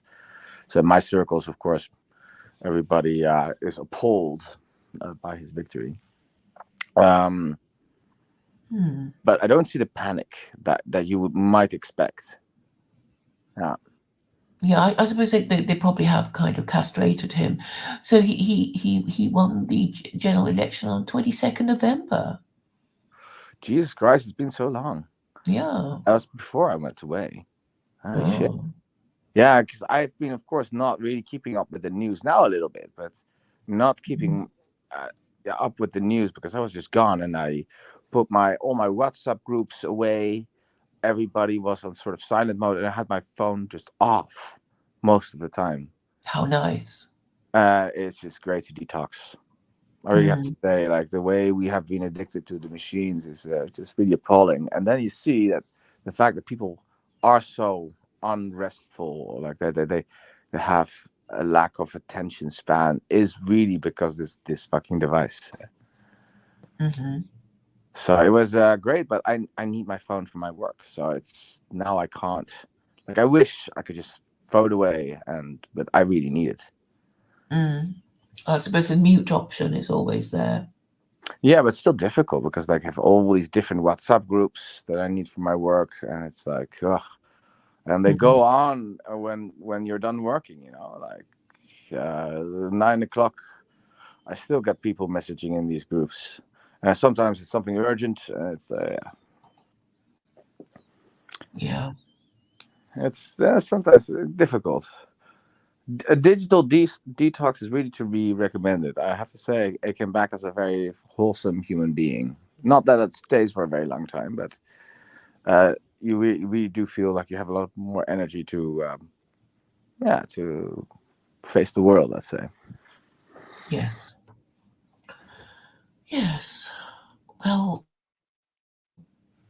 I guess I am pretty much attached to my phone, and play with it too much, but I suppose I think I am advancing my agenda. Well, Claire, I would So definitely I, recommend it. Why don't you go? What if like change it around a little bit? I don't know. I think you still live somewhere in London, if I'm not mistaken. If you do, go out for a coffee. Don't take your phone with you. Buy the newspaper. Get yourself a writing block. Get yourself a pen. actually, when I do go out, Write I don't down. look at my phone. Hmm? When I do go out, I don't look at my phone. That's good. Well, just sit in a place where you could get coffee or something like that. It's also good to have these times alone. It's also what you also tend to do is to plan your sort of free time full with social life, and that can also become really tiring. Like you're exhausted, but you often don't take it because you're having fun, but actually does take energy out of you. And people do want things from you. You gotta come here and there and this, and it's all these like appointments, and yeah, you get a bit crazy. Well, I tend to. I mean, it's like as long as I get to talk about politics online, I'm happy. I sort of think it would have been terrible if I could only talk politics to the people around me. I would get so frustrated. Mm. But as I, it ha- is, I can talk to people just all over the world instantly. I don't know. I still have the best conversations with my friends about politics, not here on the internet. I think that so many people are terrified of discussing politics. I mean, it's like, There's not a even thing, but white yeah, I don't nationalists, know. they don't even dare disagree with each other because they know how vicious the other person can be, like Adam Green and Lucas Gage. Yeah, but if you have these ideas, of course, yeah, like you can't be. I don't know. You wouldn't be welcome in my social circle either. I'm sure I could But like, behave myself. yeah, but you have to have. I don't know. Like, I don't have ideas that are so reprehensible that people say, "Oh, how do you We say that?" can't even talk about it. We can't We even have talk. to leave us Although I have to there. say, some things get quite. How would you say? Yeah, they get quite heated. We had, of course, like some talks about like the whole like these transgender um, movements and how good that is for the world and stuff like that. And I have remembered conversations I had, and then some people, particularly like very far lefties, were very offended. But of course, that is not a conversation where everybody, like, how do you say it, thinks one way or another. Yeah, so like that, people are very divided on this subject. Israel Palestine is another one. Can get quite heated nowadays, in I particular. just find that these Muslims are just they're being so dumb. It's like, no, don't post another atrocity video because people will just scroll past it. They don't really care. Ultimately, they don't care that you'll all be, murdered, and they're not going to do anything like enough to help you. And so they should use a different narrative. But the thing is, they don't even sort of, think to use the Quran because, it would be, I guess if I were Muslim, I would say, you have to live under Sharia, and then everything will be okay, and we won't attack you anymore. As as the Well, article. but that is what a lot of the Muslims say in the Islamic world, right? So it's like pious organizations like Hamas or Islamic Jihad, they have a view like that on the world. Although Yeah, that is yeah, not very and palatable. That's they not could very actually palatable guilt here. the Jews into saying, well, what's your problem? You're supposed to be light unto nations. You're supposed to think that is, Islam is Judaism light. So what's your problem? Why can't you live under Sharia? You're the people who set standards and are supposed to uphold them, and you can't even live under Sharia, which is the lower standard. Yeah, but Zionism was by its inception not a religious ideology. Zionism, yeah, comes from the persecution of the Jewish people in the late 19th century. Yes, but the thing is, it's the And idea. Theodor Herzl thought of it as a secular state. Yes, but the point is that if God wants to protect the Jews, he would expect them to live under Sharia. And the thing is, it would actually, Uh, appease I, Hamas. I, But of course, they're well, not going to do that. And of course, the American empire is not going to want Arabs and Jews to be living in peace together because they want, nobody would like Arabs and Jews to fight nobody. each other. Nobody that's non-Muslim wants to live under Sharia as Well, a preferred exactly. option. But and I suppose the problem is that the Jews are not religious Jews. They are secular, No, but heretical Jews. it's also how like Sharia sees the position of the Jews and Christians as inferiors. So you don't want to be treated as a second-class citizen. And Jews and They Christians, go to Dubai. even though they were actually the protected minorities, as called Dhimma, had Dhimmis. They were always, there were special regulations. Look at the Pact of Umar and see how Jewish people were treated historically, or Christians. Have you been to Dubai? Huh? Have you been to Dubai? No, but Dubai is a place where money rules. Mm-hmm. And Dubai also has, of course, there have been Islamic modernists, and like Islam has been profoundly influenced by Islamic modernist movements. Muhammad Abdul and Afghani, people like that.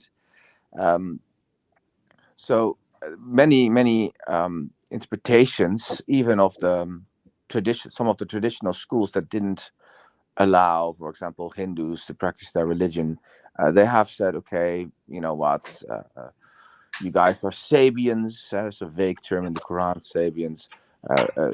We can tolerate you guys as well. But sometimes it is the case, I think, in the Gulf states, where pretty much, I think in Qatar, there's pretty much still Wahhabi, that these people never get citizenship. Hindus never get citizenship. So they're treated like the most appalling way. And I don't know, remember if you remember the soccer championship in Qatar, or the football. Oh, the World Cup. Mm-hmm. World Cup, yeah. How many people died? I saw once this documentary about Did they die of what? about just the terrible working conditions. The workers. Okay. Yeah, the terrible working conditions there. They're almost treated like serfs, and in many cases, it's really indentured servitude. So, for example, they get lots of these Nepalese guest workers.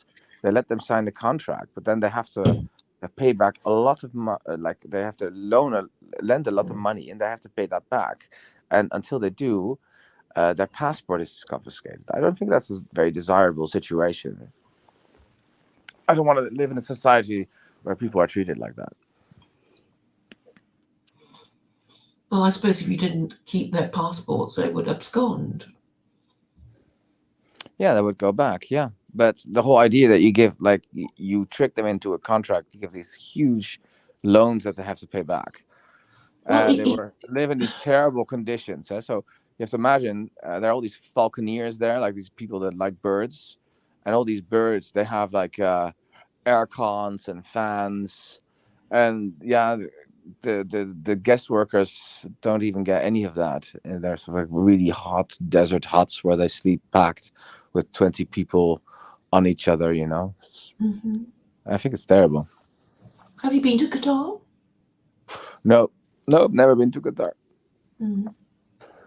It's also not the place where I particularly want to go. If I want to go to Islamic country, I'm more interested in Saudi Arabia or Yemen, now, of course, definitely not an option, but Iraq maybe is a little bit more quiet now. So like that, there are actually some trips going to Iraq again. Yeah. And how was Morocco? Did you go to Fez or? Very nice people, very friendly. Mm-hmm. Yeah, I had a very good time. Yeah, I went to Marrakesh and to the mountains, and I went to Casablanca, but I didn't go there into the desert that much. Wanted to go to all these like sand cities there, which are marvelous, but I found Marrakesh to be completely overpopulated by tourists. I didn't like it. There was too many tourists. Not nice. And it's all these like ignorant Americans saying, "Hey, we're going to look here." I just really didn't like it. Oh, so it's mostly Americans. Well, there were lots Tories. of Americans, but there was also lots of French people because, of course, the colonial connections. Mm-hmm. And people are really like, I have to say, like in the hotel I was sleeping was very nice people, but also on the street very nice people. But you have a place like that with so many tourists attracts the wrong type of person. So it attracts like people who are after your money. And I can like smell these people from like a mile away, but it gets very exhausting after a while. Like, hey, what friend are you doing? And I'm like, fuck off, you know. Mm-hmm. It was very difficult to get a drink as well in Morocco.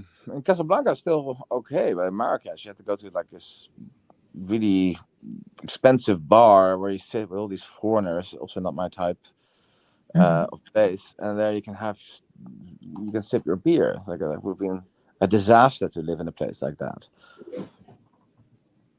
Yes. And of course, in Mauritania, of course, I couldn't get a drink at all because it's just not available. But then at least, I don't know, like you're sort of used to it. You're in the desert and it's okay. But after a while, it's like, yeah, I would like to have a beer. But it was very interesting. I mean, the Mauritanians, I thought they would have been much more sort of fanatical.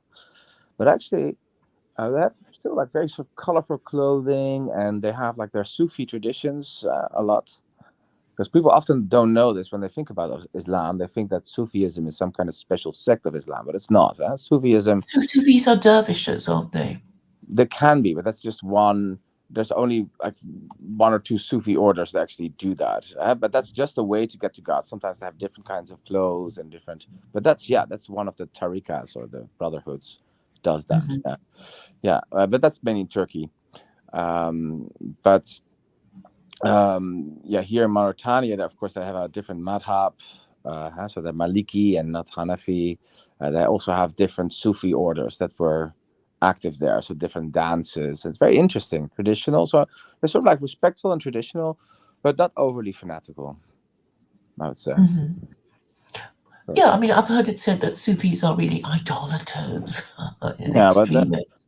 But people don't really like that. That is Islam influenced by modernism and the reaction against modernity. So like originally Islam, Sufism was always inextricably linked to Islam. So like you had the way of the Sharia, but it was also very important to have a pure heart. And then you go and you get into personal contact with God, or so you do either rituals or pious ways to get to know God on a personal level. And that was even like complete reactionaries like Ibn al-Taymiyyah, for example. He never was against Sufism altogether. He was even a part of a tariqa, a Sufi brotherhood, but he didn't like some of the practices of some Sufis. So people really misunderstand that. But that's like the difference between if you've sort of studied it or if you just know sort of surface level, because there's a lot of sort of miscommunication about this stuff. Yes, and a lot of just people get things wrong. Yeah, I know it's true, but it's also like people who should know better, or if you just like, I don't know, read one of like a handbook on how it should work. You all see the same stuff, but people just I don't know, refuse to read one like 101 introduction about Islam or something like that. You know, it's not too difficult. But yeah. Everything all right with your Dutch royal family? Elliot was asking me about, what do you think of Kate? And I thought, I have no idea what to think. They're all these crazy conspiracy theories. Sorry? I was asking after the Dutch royal family because of the crazy conspiracy theories of the British royal family. But I guess things are quiet and dull or something. Yeah, I mean, like, well, our king is not very much. How would you say? He's not very well liked. His wife is. She's an Argentinian lady, Maxima. Everybody loves her. Yeah, I would say. Well, she's not very pretty, but she's okay looking. Hmm. Um, so she's very well liked, but he himself not so much, I would say. But they're much better behaved than many of the other royal houses. But of course, we had our issues as well, and that's why with our well, she was a queen in the 1970s, Juliana, and her husband, Prince Bernhard. He was a well, he has a lot of illegitimate children everywhere, and he wanted to interfere in politics. So yeah. Um, could lead to controversies, the Dutch royal family as well. But the Dutch royal Hmm. family, of course, doesn't have as much legitimacy like the English royal family because, of course, we were for 200 years a republic. And, well, when was Britain a republic? Only under Oliver Cromwell. So, I mean, it's a big difference. Could you tell us a little bit more about the why you became a republic and then went back to becoming a royal family again? I mean, to a kingdom. Well, we became a republic because what happened is the Reformation. And you have to imagine, of course, at the time we were ruled by the Empire of Charles V. That's a huge empire, Holy Roman Empire or Spanish Habsburg He was Empire. French, wasn't he? Charles V? Yeah, Was he? yeah. I Yeah. think so. I think so.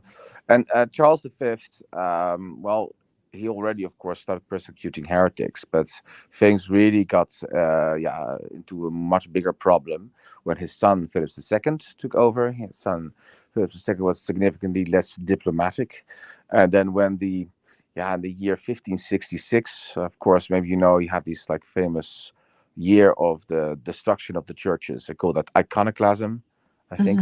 Oh, I thought it was an Orthodox. I mean, Yeah. East. Also in the ninth of the 8th century, this also happens in there. But yeah, or the Furies or something like image destroying. I don't know what the word is in English. I know it in Dutch, but to know. Hmm. But in at least in 1566, you have to imagine that in Belgium and in the Netherlands, many churches were attacked. The statues were destroyed By uh, whom? by Protestants. In this case, Calvinists. Uh, Right. yeah, that Mhm. main first happened in much more in Belgium, but then also these movements came to the Netherlands, and of course that was severely suppressed by Philip II. So you Mhm. had the big Inquisitor, Bloody Duke, named the Duke of Alva, to the Netherlands, and yeah, that led to so much reaction that the Dutch really started to revolt, and then yeah, we started the revolt under the leadership of a nobleman named William of Orange, hence our orange colors, and Mhm. then already in 1581 we were declared a republic. So, Right. and then But just because we actually couldn't find a king, we actually asked the Duke of Lancaster to come if he didn't want to have it, but we didn't like him either, so we sent him away. So there were all these sort of issues, but in the end, being interviewed to be king. yeah, there were some noises that, of course, we should have had a king, Mhm. but ultimately the merchants, particularly in the area of the Netherlands that we call Holland, um, they decided against it, but they did decide to keep the family of Orange as a very important family. So there became something known as stadholders, which is important military leaders, Mhm. and they had powers that were almost like kings or queens, but not quite. But they always kept the name Princes of Orange. But the strange thing about this, they were always appointed by the different states of the Dutch Republic. So we could also decide not to appoint a man of the House of Orange, and then for a time we had a republic without a stadtholder, and that was also possible. So it was a very sort of murky situation. On the one hand, you had the merchants, and then you had the House of Orange, and they would always was always a tug of war between the two, and that lasted for 200 years. Mhm. And that lasted for 200 years until the French invaded Republican France. Mhm. That 3 years later, of course, Napoleon came to power. And Napoleon actually sent his little brother Louis Napoleon to be the first king of the Netherlands. And then, yeah, when Napoleon was defeated, you have to imagine that the outside powers of Europe they didn't want all these revolutions anymore. Because of course, first there was the American Revolution, and then there was another Dutch Revolution. But then there was the French Revolution. And the French Revolution, of course, was very scary for the nobility. All the people were beheaded. All these noblemen were beheaded. Marie Antoinette, for example, and Louis XVI. So what they wanted for us was a monarchy. And you have to imagine that one of these stadholders, this time I think it was Willem the sixth, he was in exile, and they made him actually. The Brits actually also sent him on a boat, and he arrived on the port of Scheveningen in the Netherlands, and that's close to The Hague. And then they made him the first king of the Netherlands, and then he was called William the First again. So we have William 1, 2, 3, 4, 5, and then William 1, 2, 3, 4. That's how. And so after that, for 200 years, we were a monarchy. Yeah, first an absolute one, and then since 1848, a constitutional one. So that's the history of the Netherlands in a nutshell. Thank you for that. So you're saying John Calvin went around smashing idols? Is that what you're saying? His followers. His followers, for sure. Yeah, I don't know if Calvin himself, because the institution is from 1532 or 1535 or something like that.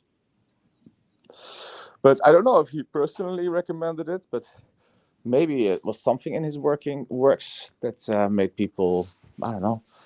Yeah, because they were really Old Testament kind of Christians. If you think about Judaism, it was very close to Calvinism. Was it? I thought Calvin became popular because he told the Europeans that a little bit of usury was okay, or it wasn't usury if it was a low rate of interest, and that was what made him popular. I know he was kicked out of France. I know he's French, and he ended up in Geneva or something. Yes, he ended up in Geneva, and there he created. You have to see it like it's sort of like a democratic church almost. Interesting. People controlled themselves or each other, basically. Tyranny of cousins and friends and neighbors, let's say. So the state, like the sort of the Christian hierarchy was sort of democratic, but the state didn't necessarily have to be democratic. So that's what I know. Like he said, it's some kind of like if you compare it now, you would compare it with the Ayatollah Khomeini, what he set up in Geneva. Yes, I suppose, well, Iran is technically a republic, and so is China. But there's no need for a republic to be democratic. And Venice was a republic, and it wasn't very democratic. Yeah, the Dutch Republic was also not. It was an oligarchy. It became increasingly more oligarchical. But you have to imagine that these church councils were like relatively democratic. Just like if you compare the Iranian regime now, they don't have free elections, but they do have, you can stand for parliament there. Parliament has definitely some rights, although it's always, the system is set up that the jurors will always have the last words. Yes, so the supreme leader stays a supreme leader, but the Iranians are allowed to elect their own prime minister, which is somebody of their own number. Yeah, but even I don't know if you remember that when Ahmadinejad was still in charge, that Ahmadinejad wanted women to actually watch the football matches, and Ayatollah Khomeini said, no, we're not going to do that. And Ayatollah Khamenei, not Khomeini, but Khamenei had the last word. Yes, because he is, after all, the supreme leader. Yeah, and that's very important. And there's still, it's been quite some time since I've been studying this stuff. But you have also like a council of ayatollahs who sort of also decide some things in the judicial system. So the idea is that there will be no law except that will be contravening Sharia, and they're going to judge on this as well. But it's actually divided up with a lot of different power centers. I would say the Chinese Communist Party is not engineered like that. I do think actually Khomeini and his comrades thought about this a little bit more, and also, by the way, his enemies, because first there were there was left-wing people that had the revolution together with the Islamists, but slowly the Islamists were the left people were purged. So there was some system out of the division of power that was set up, and I'm not so sure the Chinese actually have that to the same extent. But I mean, well, they run under Marxist Leninism, which is well something created by Lenin clearly, but so it's quite structured of these different layers, all the way to the top for the Communist Party. That's true, but isn't it like I remember? I mean, the Soviet Union was like four, the counts were 4 or 5. Yeah, so they have the Politburo, the Politburo Standing Committee and the Central Committee. They actually decided pretty much everything. Yeah. Then it was always power struggles in that in that area, but we also had it in China. Mao vilified Deng, for example. I think Mao was dead when Deng did it. Oh, no, maybe not. When he took over, yes, but before he took over, yes, he was in exile, and his son was thrown out of a window. Yeah, so you have to imagine it was not how you say all peace there either. Well, at least they managed to change over from communism to capitalism without a revolution.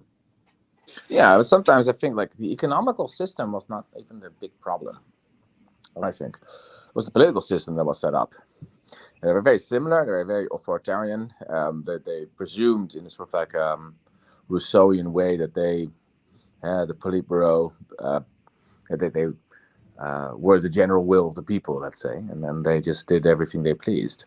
But if you look at the economic achievements of the Soviet Union, I'm like now really back into like the whole sort of space race, and so interesting, like what the Russians actually were capable of.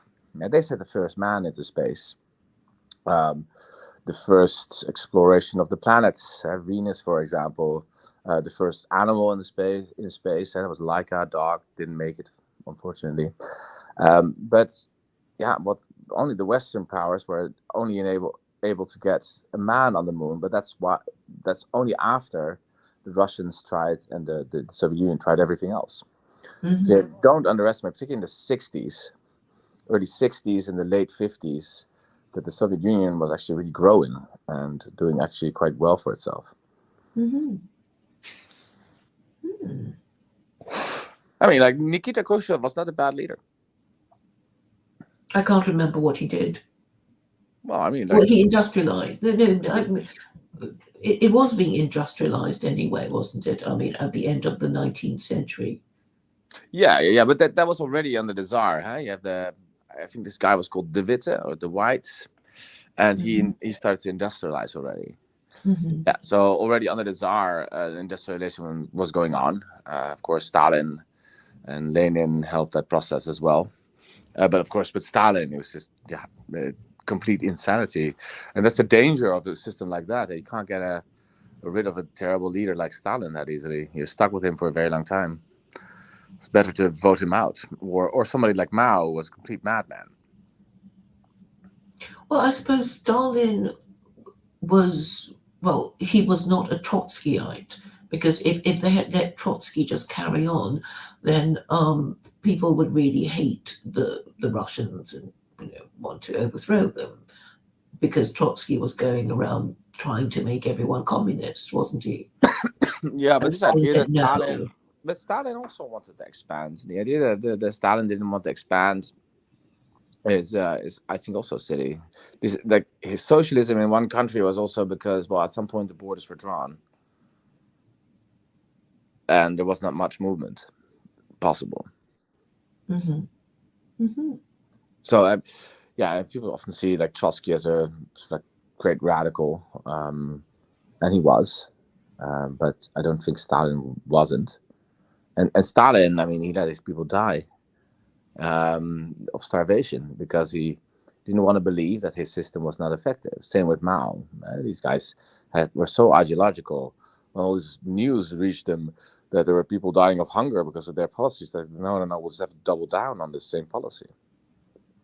And that's the danger of an authoritarian system. Well, I mean, this stuff with the nitrogen, thing. I mean, I think that's quite concerning. But it's not just farmers in one country, but the whole of Europe, and we know stuff is going on in Ukraine, and Ukraine is a breadbasket of Europe.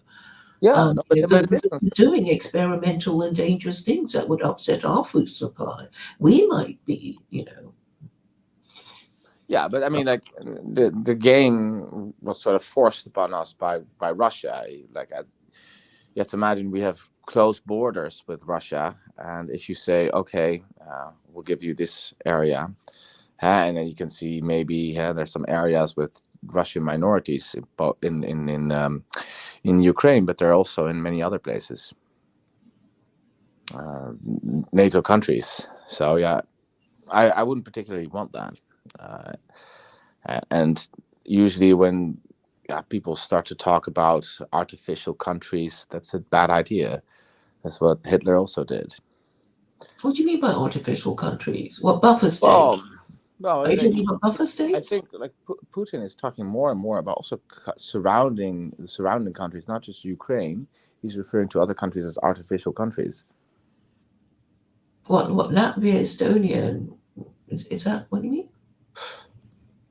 Yeah, I think it was either that or another place. There's another now conflict. Yeah, I haven't really kept track lately, but I saw an interview today. But yeah, I mean, Russia obviously has lost its buffer state, the Eastern Bloc, and then the Warsaw Pact, and then it's like Ukraine, don't you dare become NATO, and yeah, I mean, they did. You can talk about sort of mistakes that were made by the European Union, that they were too. How would you say, willing to smack, I don't know, like to confront Russia in this way. And I think there's a lot to say for this. But that invasion was completely, totally illegitimate. A sovereign state of the United States nations invaded like that. If you have any idea of nationalism, you should be opposed to something like that, because I guess the Russians also felt nationalism. Yeah, but but at the expense of another kind of nationalism. So well, Ukraine was part of Russia. If you think your nationalism is to control another nation, which used to be imperialism, then yes. But I mean, that's not nationalism in any sort of true or real sense. Well, I would define nationalism as government in the national interest. Yeah, but then you can also say that would be an empire. Yes, but I'm saying. And I mean, then the whole sort of the way that nationalism distinguishes itself from imperialism becomes like a total. These two words become meaningless. Yeah, because people do talk about imperial nations, and there are imperial nations. So there are nations with an empire, a nation state with an empire. You can have that, and that was the traditional European way.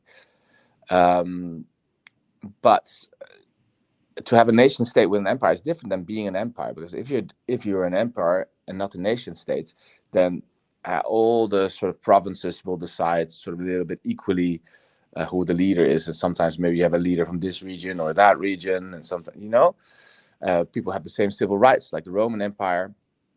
That's not how European imperialism worked. I mean, how does it work? No, you had a nation like Britain that ruled a place like India with 1,000 people, but yet okay, so you're talking about a marine empire. No, you have to listen to what I say. Rather than the unitary state that is China. No, but you have to listen to what I say. So you had a nation state like Britain who controlled another territory like India, right? And they didn't give the people in India that were living there any power, had to elect representatives to shape either the fate of the empire or even the nation or the empire. So it's really like a nation state with an excess territory that they rule like a colony. And you have to see it like that. Well, normal sort of empire is a place that could have a center, but it integrates everything into its empire. Well, that would be land empires. Only land empires can do that, such as Russia and China But and Iran. But if you're a marine empire, it's, some countries have tried, like France, for example. They said, well, maybe we'll give people in Algeria citizenship. So that was also, there have been possibilities to make it as such. So you could have made a full empire of it.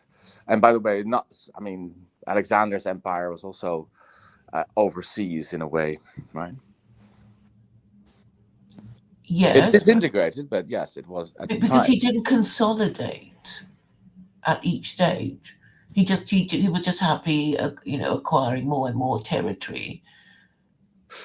Yeah, Well, actually, if you ever Persian play Empire was, Risk, by the do way, you ever play also. Risk?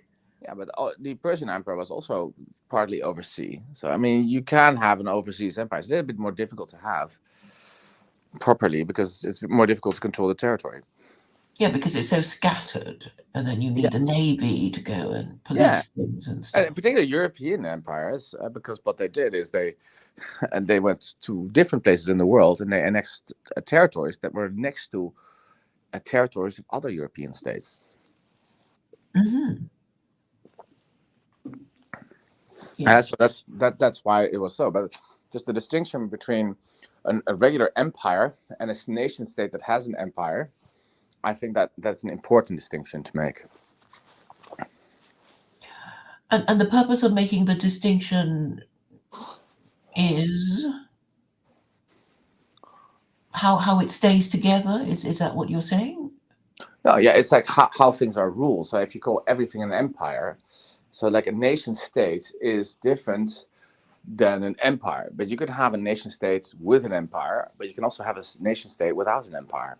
Yeah, okay. And I'm thinking of Indonesia now because, it's like Indonesia. I mean, there's Aceh province, which is sort of more Islamic than the rest of Indonesia. And that was because the Acehnese were kind of becoming terrorists, and eventually they got themselves the right to run their province. Yeah, but it's also that the Dutch in an Islamic way.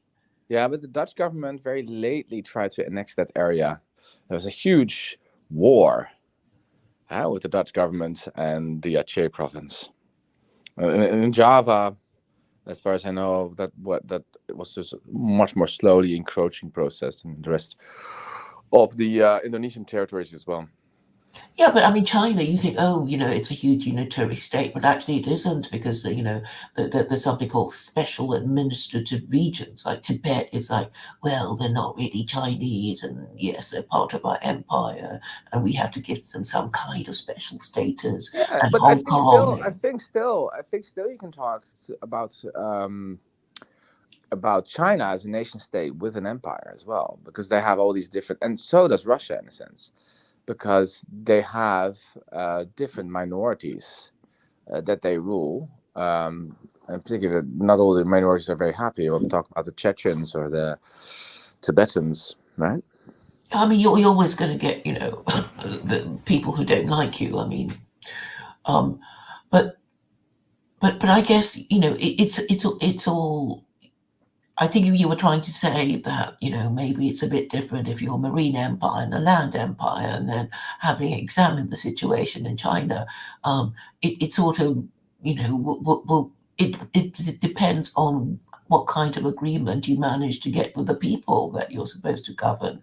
And if they make too much trouble, you might let them get their own way a bit.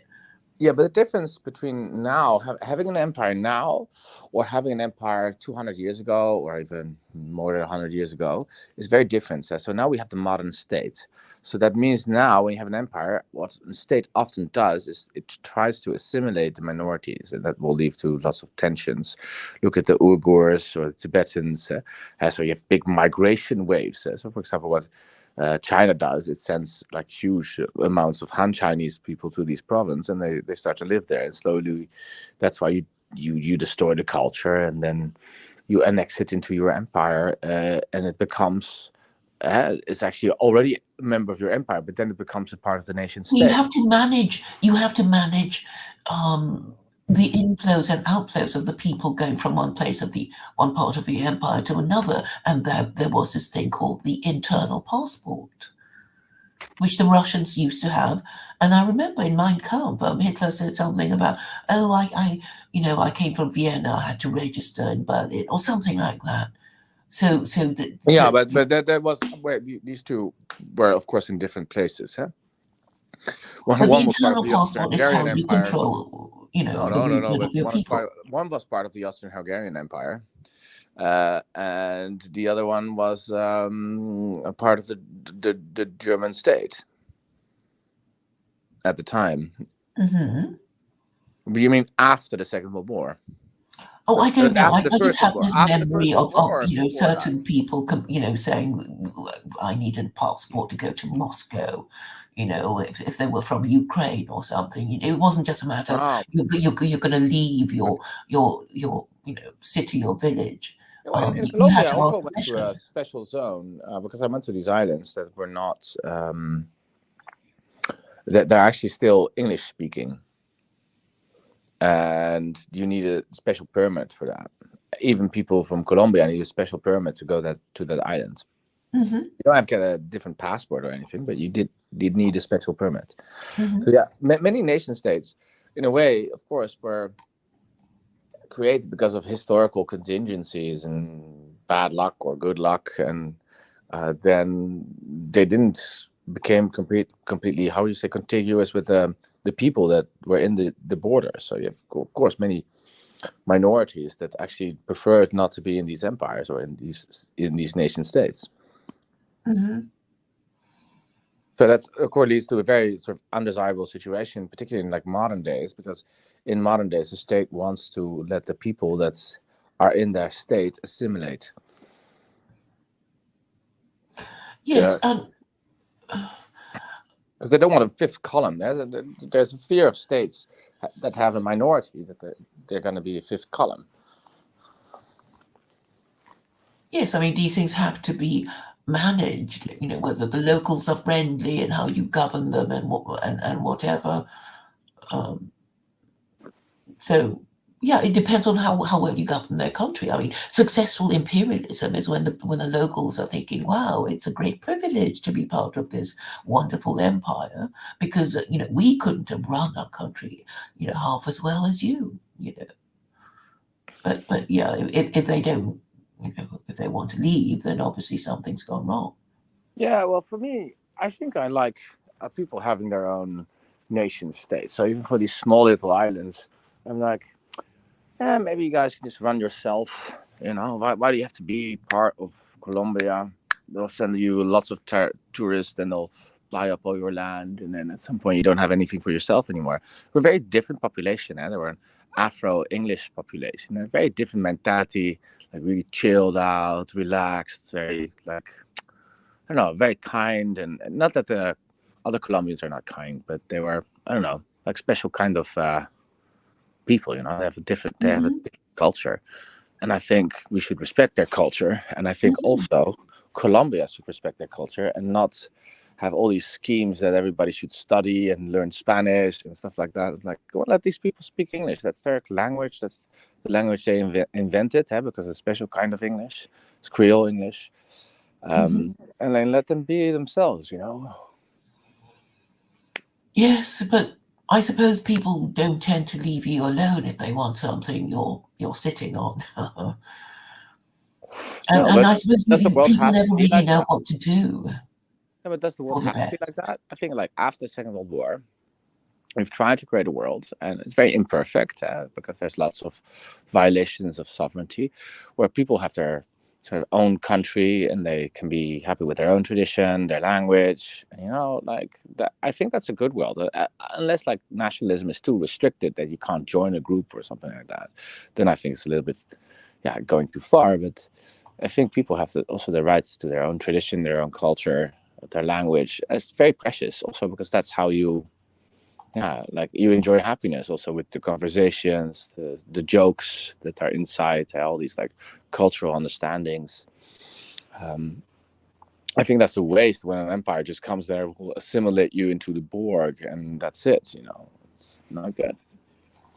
Yes, and I suppose the EU is a kind of empire. And as a historian, I don't know if you've noticed in Holland. Okay, so this is a friend of mine who's a historian, and he was complaining that the books uh, on history that he's been browsing um, have kind of talked about Europe as a whole, when he remembers that actually Europe was a collection of warring countries with their own view about everything. But there's now this sort of EU history thing Of course. that kind of Of course, like Leopold Ranke always said, "Oh, history is contemporary." That means that usually when you read some works, it says even more about the time of the present that it's written in than the time it's writing about, right? So yeah, I could understand a whole different world when there would be a lot of books on the shelves of history book shops with the new empire, how we are ruled from Brussels again in the Netherlands, like we used to in the 16th century. So yeah, yes, I find I the understand. Belgians carry on. Oh no! Sorry, no, just continue. Like the Belgians, that's a very interesting subject. The Belgians. Yes, because I discovered through this guide in Belgium that he was proud of when Belgians were under the Habsburg Empire, and when we were under the blah blah and the other, and they sort of counted their history on the glorious empire that they used to be part of, True, which I and thought was an it's interesting still identity. sad. They're Pardon? still sad that they lost that empire, and now they're in a state with French people and Dutch people that don't have much to do with each other. They have totally different traditions and culture, and now they want the same for all the other countries. And so they have this idea of recreating the empire because they don't have a country. But they seem to be so messed up, the Belgians. Because half the Belgians are not. They don't even speak the same language, right? The Walloons and the. But also they have completely different economical visions. It was always a sort of weird artificial country. Because it was ruled by an empire first, and then it was ruled very shortly by the Dutch state for only slightly more than a decade. And then, you have to imagine they got their independence, but their independence was, we just don't want to be part of the Protestant ruled place that is the Netherlands, because our King William I didn't really like the Catholics. Let's say he wanted them to, to be assimilated. Let's say, and always wanted to make decisions. He ruled it a bit like a colony. But then they also wanted a liberal king. So the liberals decided, hey, we want to have a liberal king and then civil rights. But that's not enough. I think still people want to have some connections with the territory they're in. They want to have some solidarities. And that's why, in Belgium, you have two completely sort of separate political systems where it's divided up.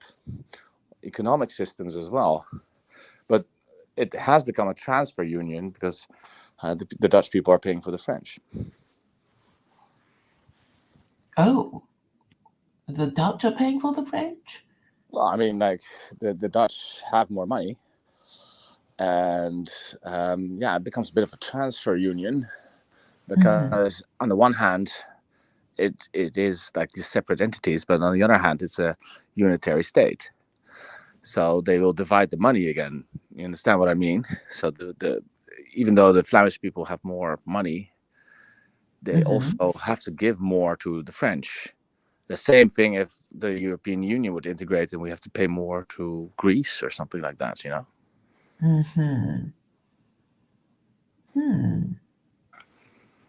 Well, I think secular Quranism with Dutch and German, I think that would work better than this kind of thing. It's the same. It's an empire. It's not. It will not work.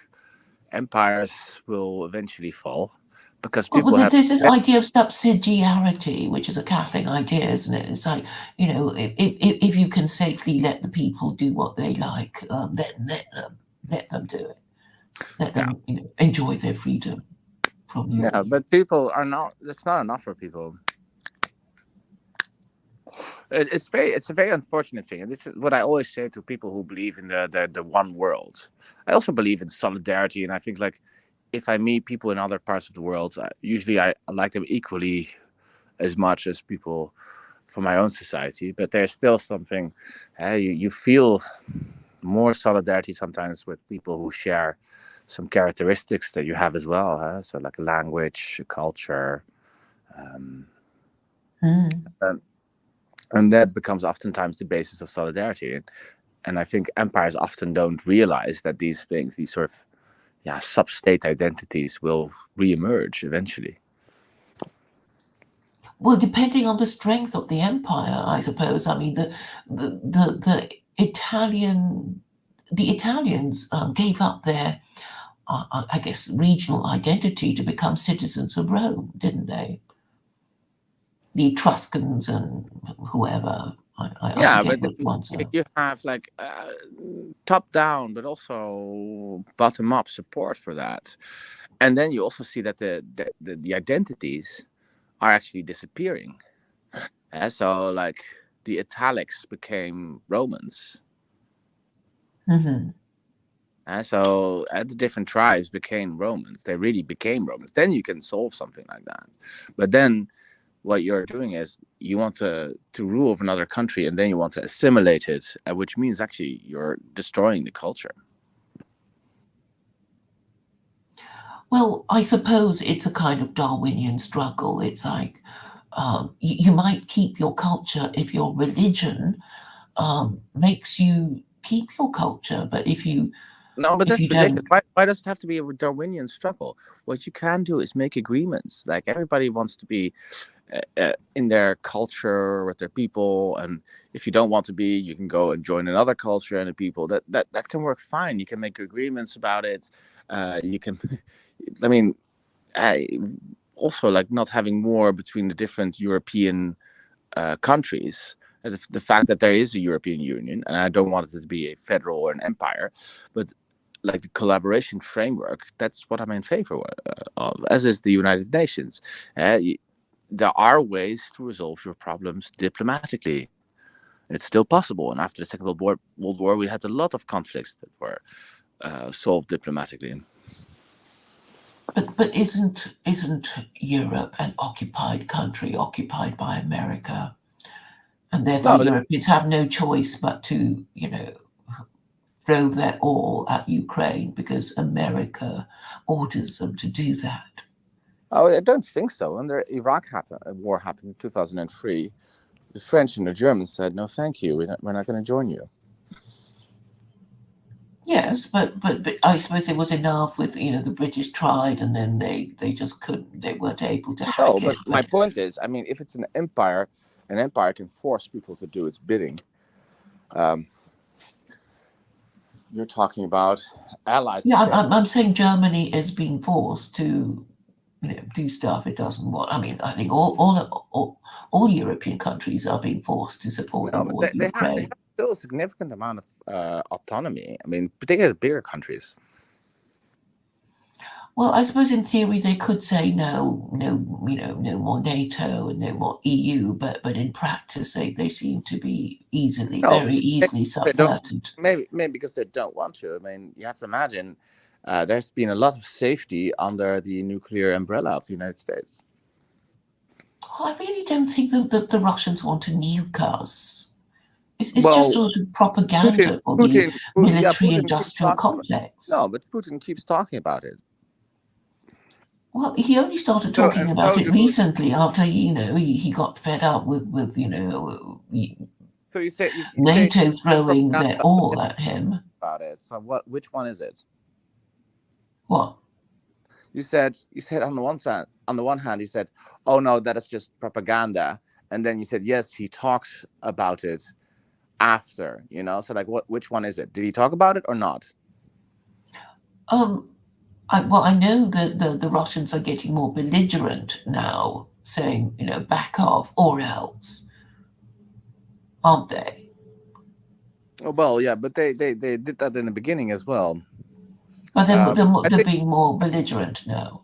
yeah, but I mean, at some points, you have to draw the line somewhere in the Yeah, sand. and Europe. I don't think it's in the national interest of European countries Well, to Poland. support. I mean, you're not taking into account also the terrible history that the Eastern European countries had.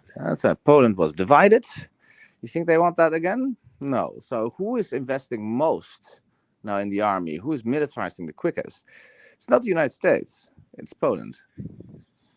Yeah, because the Poles really, really, really hate the Russians. And So, rightly so so, can you remind me why the Poles hate the Russians so much?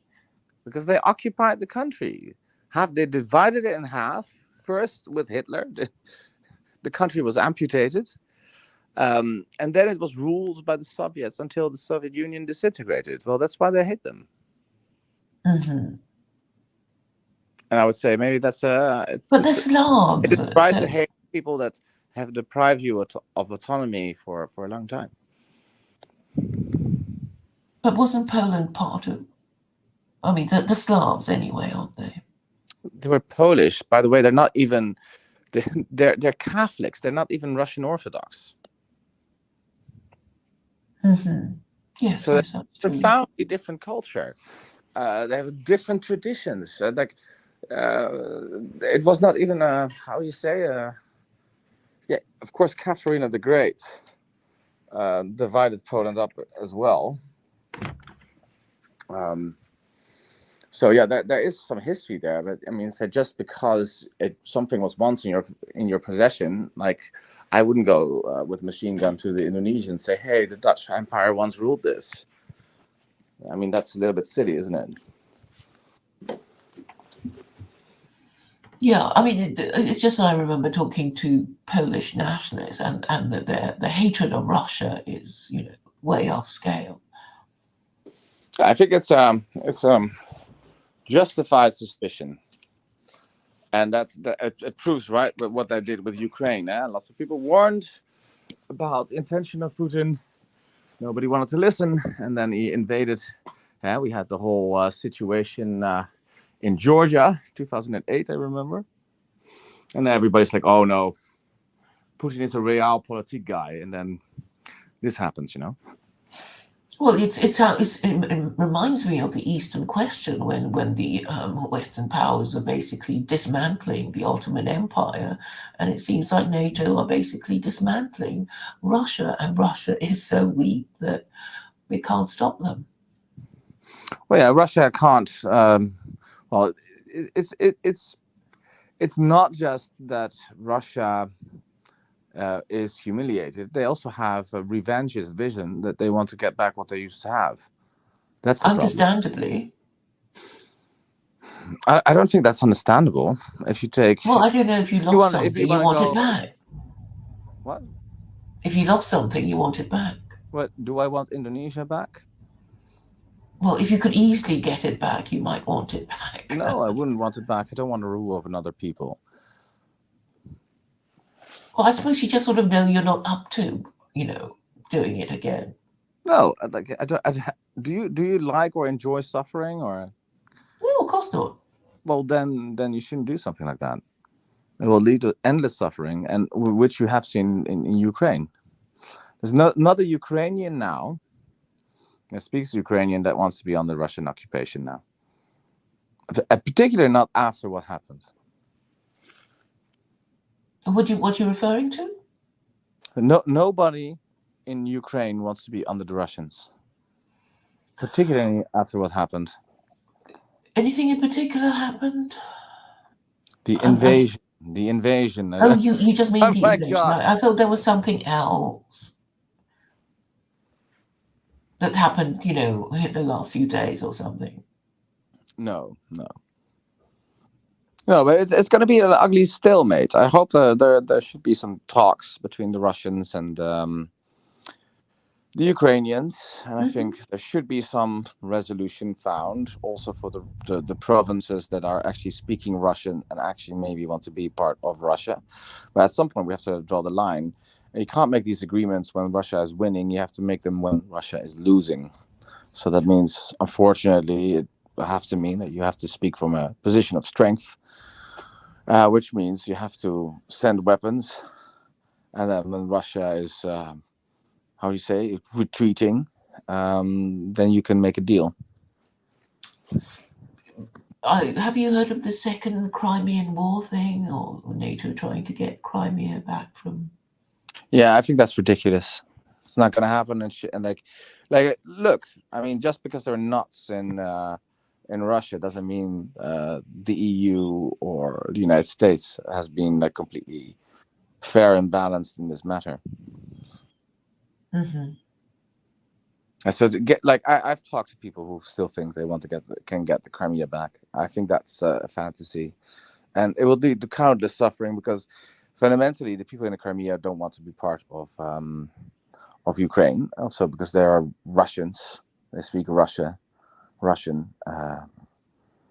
So I don't think it's going to happen. And if you want to rule over a minority like that, you can only do that with brute force, and this is going to count as human suffering. Yeah, some people were saying that it may be part of the Biden election campaign to give a victory to show the Americans, to get them to vote for him. But we don't know. I think even the neocons are divided, and Victoria Nuland was kind of told to go, wasn't she? Well, I don't even know if there are any new conservatives left. I think the whole political spectrum has just changed around,